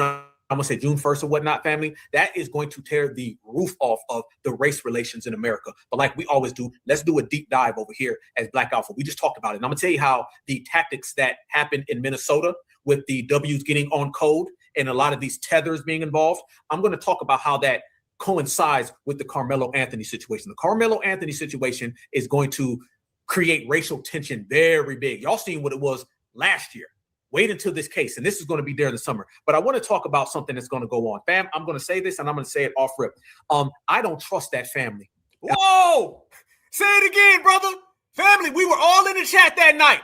Fam, this is before the case. I said this in May. Family. One more time. I was the only one who came out and said it. I was the only one who was real enough to put it on the line. That coincides with the Carmelo Anthony situation. The Carmelo Anthony situation is going to create racial tension very big. Y'all seen what it was last year. wait until this case, and this is going to be during the summer. But I want to talk about something that's going to go on. Fam, I'm going to say this, and I'm going to say it off rip. I don't trust that family. And I'm talking about Carmelo Anthony's family. I don't trust them. And I'm going to make this clear right now because Black Americans aren't going to do the same thing where we just get behind people and all these things. His family got too many tethers. That Dominique Alexander guy that I exposed, Black Lives Matter, he's a Haitian. I don't trust that guy, family. The 1st of June, I don't trust dude. The family and real skeptical to me. And I'm done with these families that run to the boule. Okay. I don't respect these families that run to the boule. I don't. And I'm questioning a lot. He got too many tethers around him. Remember that when the mother had that press conference and she was crying, saying, why are you going to do this? That looked like Benjamin Crump, Blood Money said, okay, you guys too, right? Okay. See, we on the same, boy, we rocking, we right here. We always on the same page. Look at y'all in the chat, fam. These are receipts. Look at that, fam. Y'all in the chat. Y'all was on the same page, family. This is all of us together, y'all. This ain't nobody 1-1-1. This is the program. Look how I was saying that, and y'all in the chat was saying we feel the same way. We're a family over here, y'all. Like Benjamin Crump, Blood Money said, okay, you guys too, right? Okay. See, we on the same, boy, we rocking, we right here. We always on the same page. When you certified all the time. Same thing, fam. I want to get this clear because I don't want this to turn into a Black Americans versus this situation. We are watching this situation and we understand what occurred and we know there's some funny style stuff, but there's a lot of things at play here because y'all remember when down in Texas, what was it? Was it Amber Geiger? Was that who it was? And that family was a bunch of tethers. Was it Amber Geiger where the judge was there and the judge said, come on and hug me. And that judge gave her the Bible and hugged her and the family thanked her for unaliving their brother. What were they, fam? Who were they and what was that family? I know they were tethers. I don't remember where they were from, though. I get a lot of that. And I'm going to be honest with you. I'm not for certain if Carmelo Anthony's, his parents might have a little bit of tether in them. His dad is, the hairline's a little back for me. Fam, what we talking about, baby? What we talking about, Black Americans? What we talking about, certifieds? Did we not say everything that ended up happening? Did we not all call it a month and a half ago? And we did it together. We did it together. All of us together, fam. This commentary is all of us. I'm reading the chat. Look at me there. I'm looking at the chat. Same way I'm looking at the chat right now. We all did this, fam. Okay. Yes, it was Amber Geiger. Okay. All right. Yep. It was Amber Geiger. Yep. Okay. Yeah. That Botham Jean. Yeah. Remember that family? We was like, no, hold up. No, that's wrong. See, Black Americans always fighting for what's right has put us in positions where we ain't rocking with the right people because they're not treating us right. Y'all remember how many times we were seeing injustice and we would stand on it? We'd be like, that's wrong. And next thing you know, they was from the islands. Okay. Next thing you know, their family would start saying some off-coast stuff and almost get mad at us. Y'all remember that family? The families will get mad at us right here in Georgia with Ahmaud Arbery. Y'all remember when Ahmaud Arbery's dad went out there and he said, all lives matter. I don't want to see nobody's kid hurt. This for all people. Remember, he just tap danced. He literally pulled out the damn banjo. I met him before, by the way. I met him. Okay, when I was down there with Noah Bush in that small town he pulled up. He was tap dancing too much for me. I remember that, fam. Like, we were being punished for sticking up for people who were harmed because these people was like winning checks from Benjamin Trump more than us. Remember, they were saying, y'all don't go out there and protest. Y'all gonna mess this up. Basically, we was gonna mess their bag up. They was real funny, man. The dad was getting mad. All these press conferences with these families. I didn't like how his family was moving during that case. Do I believe that the brother was correct? Yep. Do I believe that he stood on business for what he needed to do and got that supremacist up out of there? Yep. Do I believe he was justified based on the evidence? Yep. But do I believe that he got too many tethers around him and the family got a little too much boule energy for me? Yep. Damn. Family, has any of my words changed right there? Still stood on business for Carmelo. Still stood on business. Fam, I said that before the trial. I said verbatim right there. I said, do I feel that Carmelo was right? Do I feel he stood on business? Do I feel he was innocent? Yep. Do I ride for Carmelo? Yep. Am I always going to ride for Carmelo? Yep. Is that my brother? Damn right. And we're going to go hard in the paint. But then I turned around and said, are there too many ops, too many tethers, and too much boule? Yep, unfortunately, fam. Those are receipts that you get exclusively right here on the Black Alpha Network, fam. A lot of folks won't go back in time because they was flip-flopping or they was just too soft. A definitive statement, so it's crystal clear, so it can't be remixed. We was in there. I was looking at the chat. Y'all was throwing me all different facts. Y'all was giving me all types of information, and I put it out there clear that we love Carmelo. We trust Carmelo. We rocking with Carmelo. We said this before the case, before the video, before everything came out. So we were right. And then we also said there were too many sharks and too many snakes around here. And unfortunately, we were right. So it's going to take the grassroots. It's going to take all of us certifieds, fam, to really keep our eye on the situation, to really hold down the situation, and to really free Melo, okay? Because the Boule ain't going to do it. The Democrats ain't going to do it. Because if you look, fam, everybody's in it for something else. Everybody's in it for something else. Look at all these people who claim to help him, and they always show up for the camera. They always show up for the camera, family. These people be with him one day, then they're going at his family, they're going at his people, and they always sitting there smiling, fam. I'm looking at this case and this situation, and I'm looking at these lawyers. They look like they just doing that stuff, fam, so they can get a little spotlight and bring on a couple extra dollars, kind of like Benjamin Crump. And again, where were all these people before the case? Don't you ever trust somebody that shows up late when you needed them the most. I told y'all before, I'll say it again, fam. It's a motto of my life. When I needed you the most, did you give me everything that you got? And they gave him nothing, and they showed up late. So they messed up 2 times, family, 2 times. And that's why it's our right as certified foundationals to check that, fam. Let me tell you something, okay? And I'm going to make this clear. It's your right as a certified foundational Black American regulator to check anything and everything that you feel is off code. Don't let nobody shame you. Don't let nobody dim your light. Don't let nobody play you, family, because the moment you let them, you'll never stop. They'll have a full access to trying to hustle you. If you feel somebody's doing something wrong, check them. Nobody's bigger than the program, family. Nobody is. If you feel somebody's doing something right, let them know something. You know, exchanging words and expressing yourself is a very powerful thing. The spoken word is very powerful. You can uplift somebody through your words, and you can also make somebody hit a damn U-turn and get the hell out the paint with your words. And that's what we're doing, fam. We didn't trust these people around him, and they failed him. They failed him before, they failed him current, they're failing him after, while he sits in prison tonight, while these folks is out there trying to get your damn votes. We knew who we were dealing with. And the best way to handle somebody when you know who you're dealing with is straight up regulating. That's why I tell everybody, this version of activism, family, that we all created, this is regulating. And regulating, AKA, means straight to the damn point. Remember, y'all, they used to have us playing games. It'd be very indirect, bouncing around. We ain't out here on none of that, fam. If something needs to be said, we're saying it. If something needs to be done, we're doing it. Because it's a tough job, but somebody got to do it, fam. And we are all the chosen ones to step to the plate and to ride. And if we don't ride, who the hell gonna ride? If we don't ride, who gonna ride, family? You got to remember that. There's no second line. It's only a front line, a first line, the line that we all occupy. So when my sisters is out here checking these folks, my sisters is getting with them. Yes, indeed. When my brothers is checking these folks, my brothers is getting with them straight up. Because y'all know as Black Americans, the first thing they're going to come to us and say is be nice and play fair. But they'll never say be nice and play fair to the people who aren't playing fair to us. It's always got to be a different set of rules, one where we are at an automatic default disadvantage. We ain't playing that no more, family. There won't be no disadvantages with us.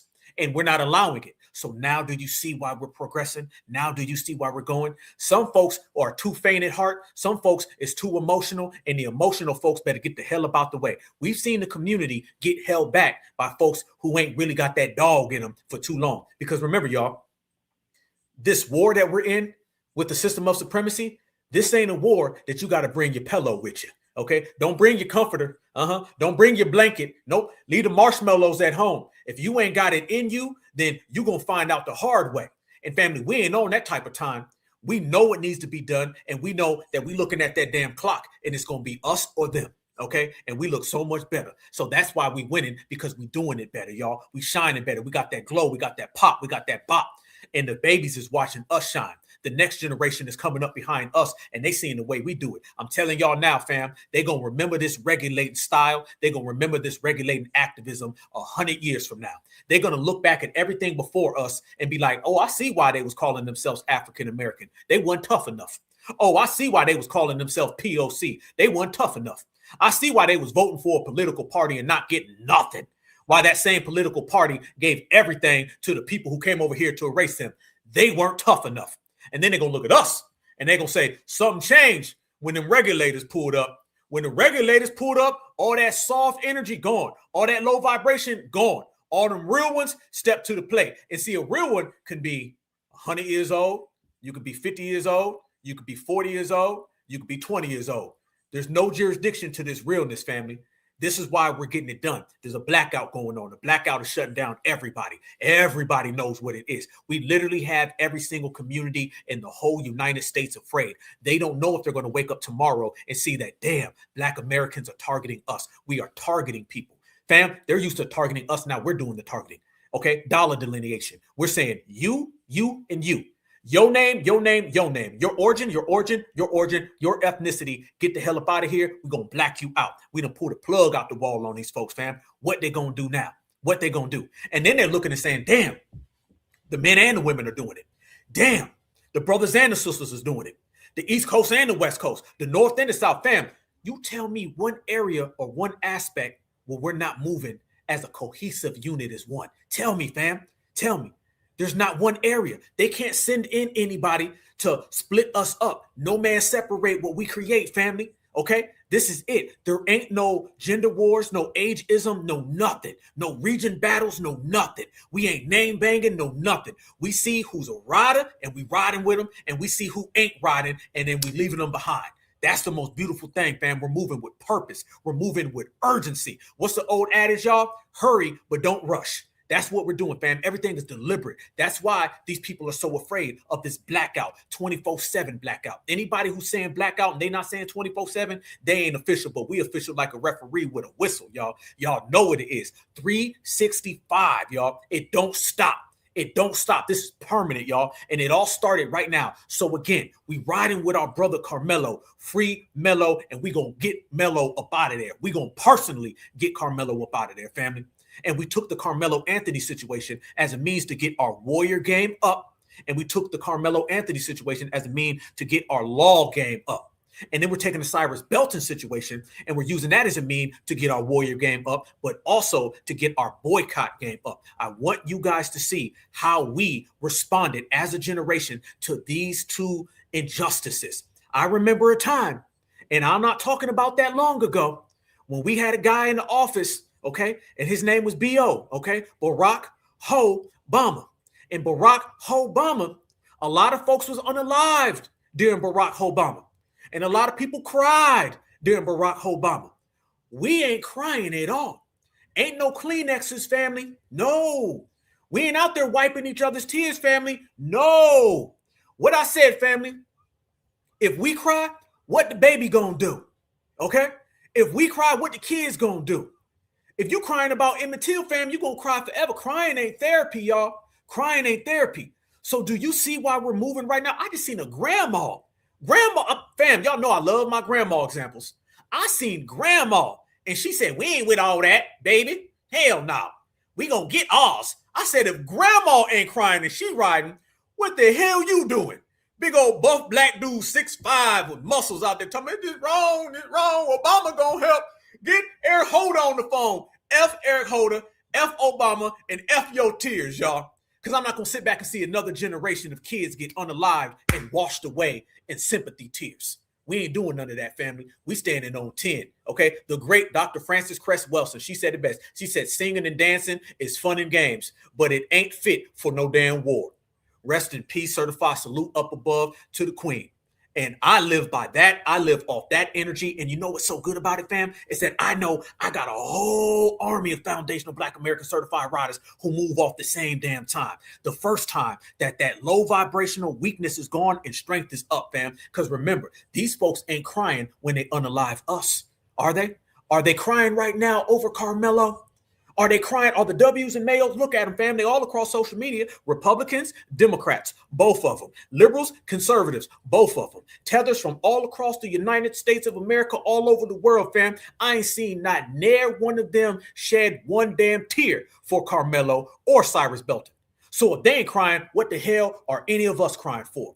You feel me? And we ain't crying. So this is why the regulators is moving up, the regulators is moving on, and the regulators is getting it done, y'all. I love this time. I love this energy. I love this generation. And I'm glad, family, that I'm one of millions of chosen ones, chosen to bring foundational Black Americans to the forefront and to reclaim what's rightfully ours. That is reparations and anti-Black American hate crime protection and shutting down everybody that gets in our way. Family, this is what we mean when we tell everybody what we're saying.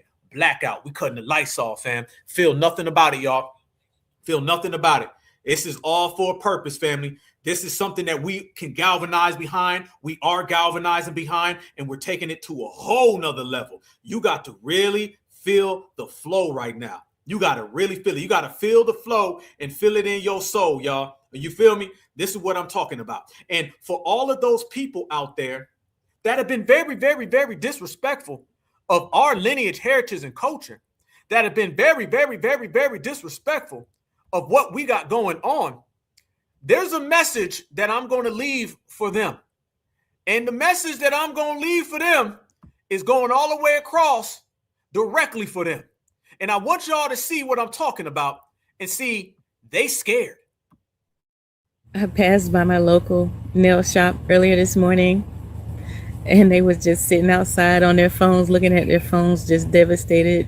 They didn't have any clients, so it was like two sitting down playing on their phones outside on the sidewalk. One guy just wandering around, walking in circles. And then I looked inside the shop. There was nobody in there. There was like two more nail techs, like 5 of them showed up to work. That's the part that's got me, unless they living in there. But yeah, ain't nobody fucking with them. Woo! And it's weird because I don't even meet, like, you know what I'm saying, FBA is like woke type people in my but we on, this is North Carolina and on code. I passed by my local nail. Are they sitting outside? Are they looking at their phone? You've been on TikTok for 12 hours. Ain't nothing like that on TikTok. You wasting time because ain't nobody coming in that damn store. Listen to the words, fam. On code. Blackout. Everybody talking that talk. Oh, you want to see it, fam? You want to feel it? When I say everybody's on that energy, checkmate.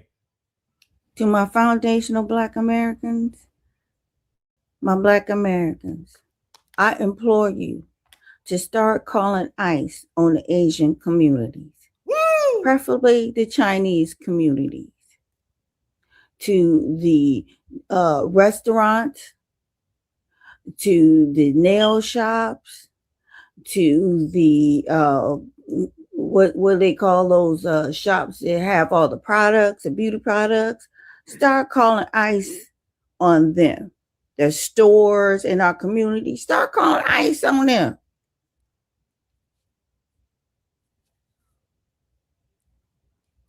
Because I guarantee you, 90% of them are illegals. Damn. They come up through Mexico. And they infiltrate our country illegally.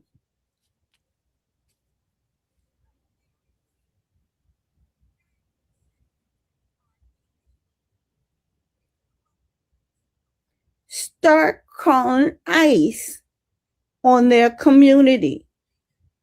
They're parasites. Damn. Especially to our community. They look down upon us, thinking we are less than them, taking money out of our pockets and putting it back in their community, saying to us, I love your money, but you're dog meat to us. Okay? Yes, ma'am. There you go, y'all. All over the place. Everywhere you look, everywhere you turn. They seeing it. We seeing it. The world seeing it. Something that they thought was so small, something that they told us we weren't going to do. did it, watch us, and watch us shine. Fam, this is what it's all about. I see grandma, auntie, uncle, grandpa, kids. Fam, I see auntie talking, and then I just seen a little young foundational Black American saying the same exact thing. Well represented on code. I seen everybody in here earlier today, fam. I seen all my baby boomers, all my Gen Xers, all my millennials. I seen all my Gen Z family, and Gen Alpha's coming up after them. So family, if foundational Black Americans are doing our foundational Black American thing on the front stage, on the main stage, while the world is watching, and it's all eyes on us, and we executing, I'm talking about pulling up from half court, nothing but net. Family, they can't stop that because we unbreakable. We unbreakable, y'all. This blackout is devastating these people. It's devastating them. They're all afraid. Everybody. Those folks who are watching us shine, they're afraid. Those folks who are off code, they're afraid. Because what we doing, we making everybody stand on their own.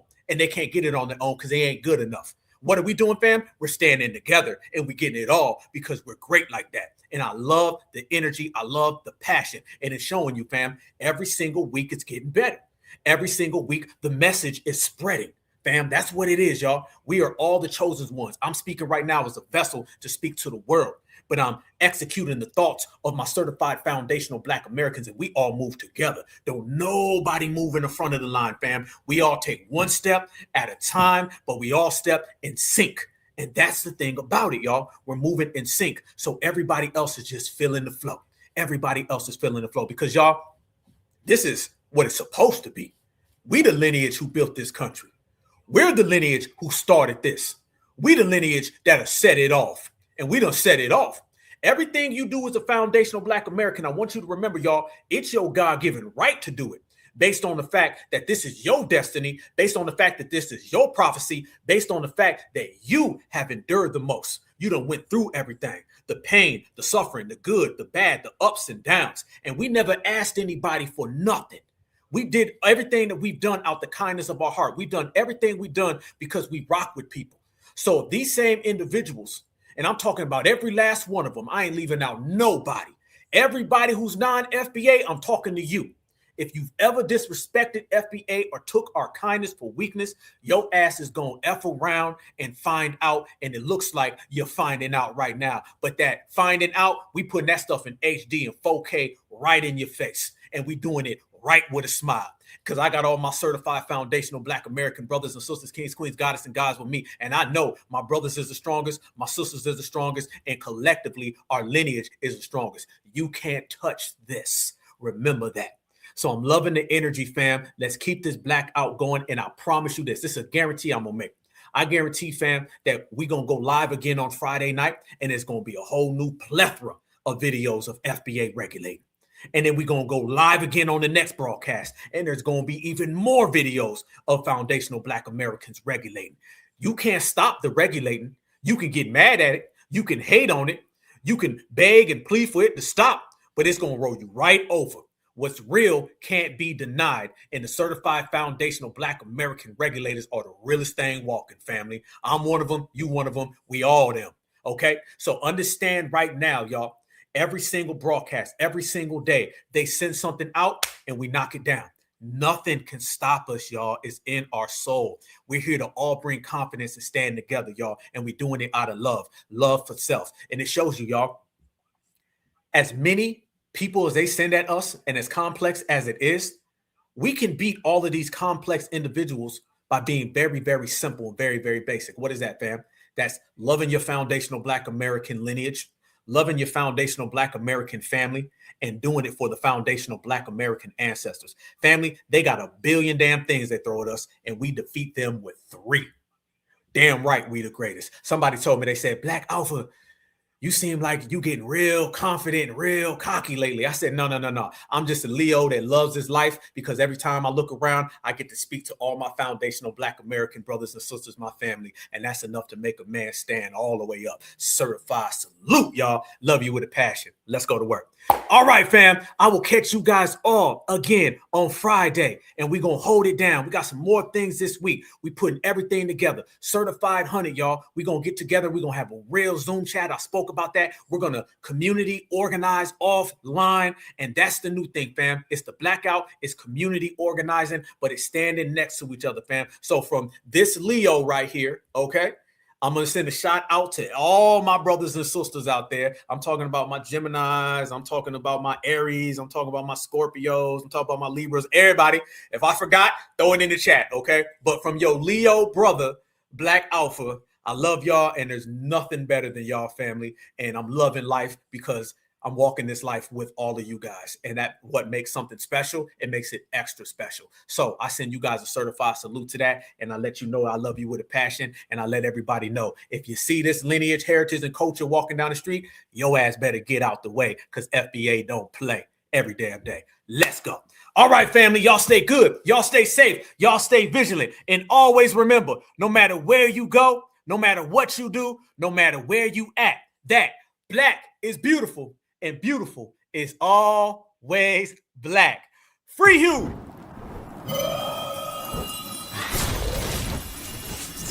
Black Alpha Network. Home of Black excellence. Power to the people.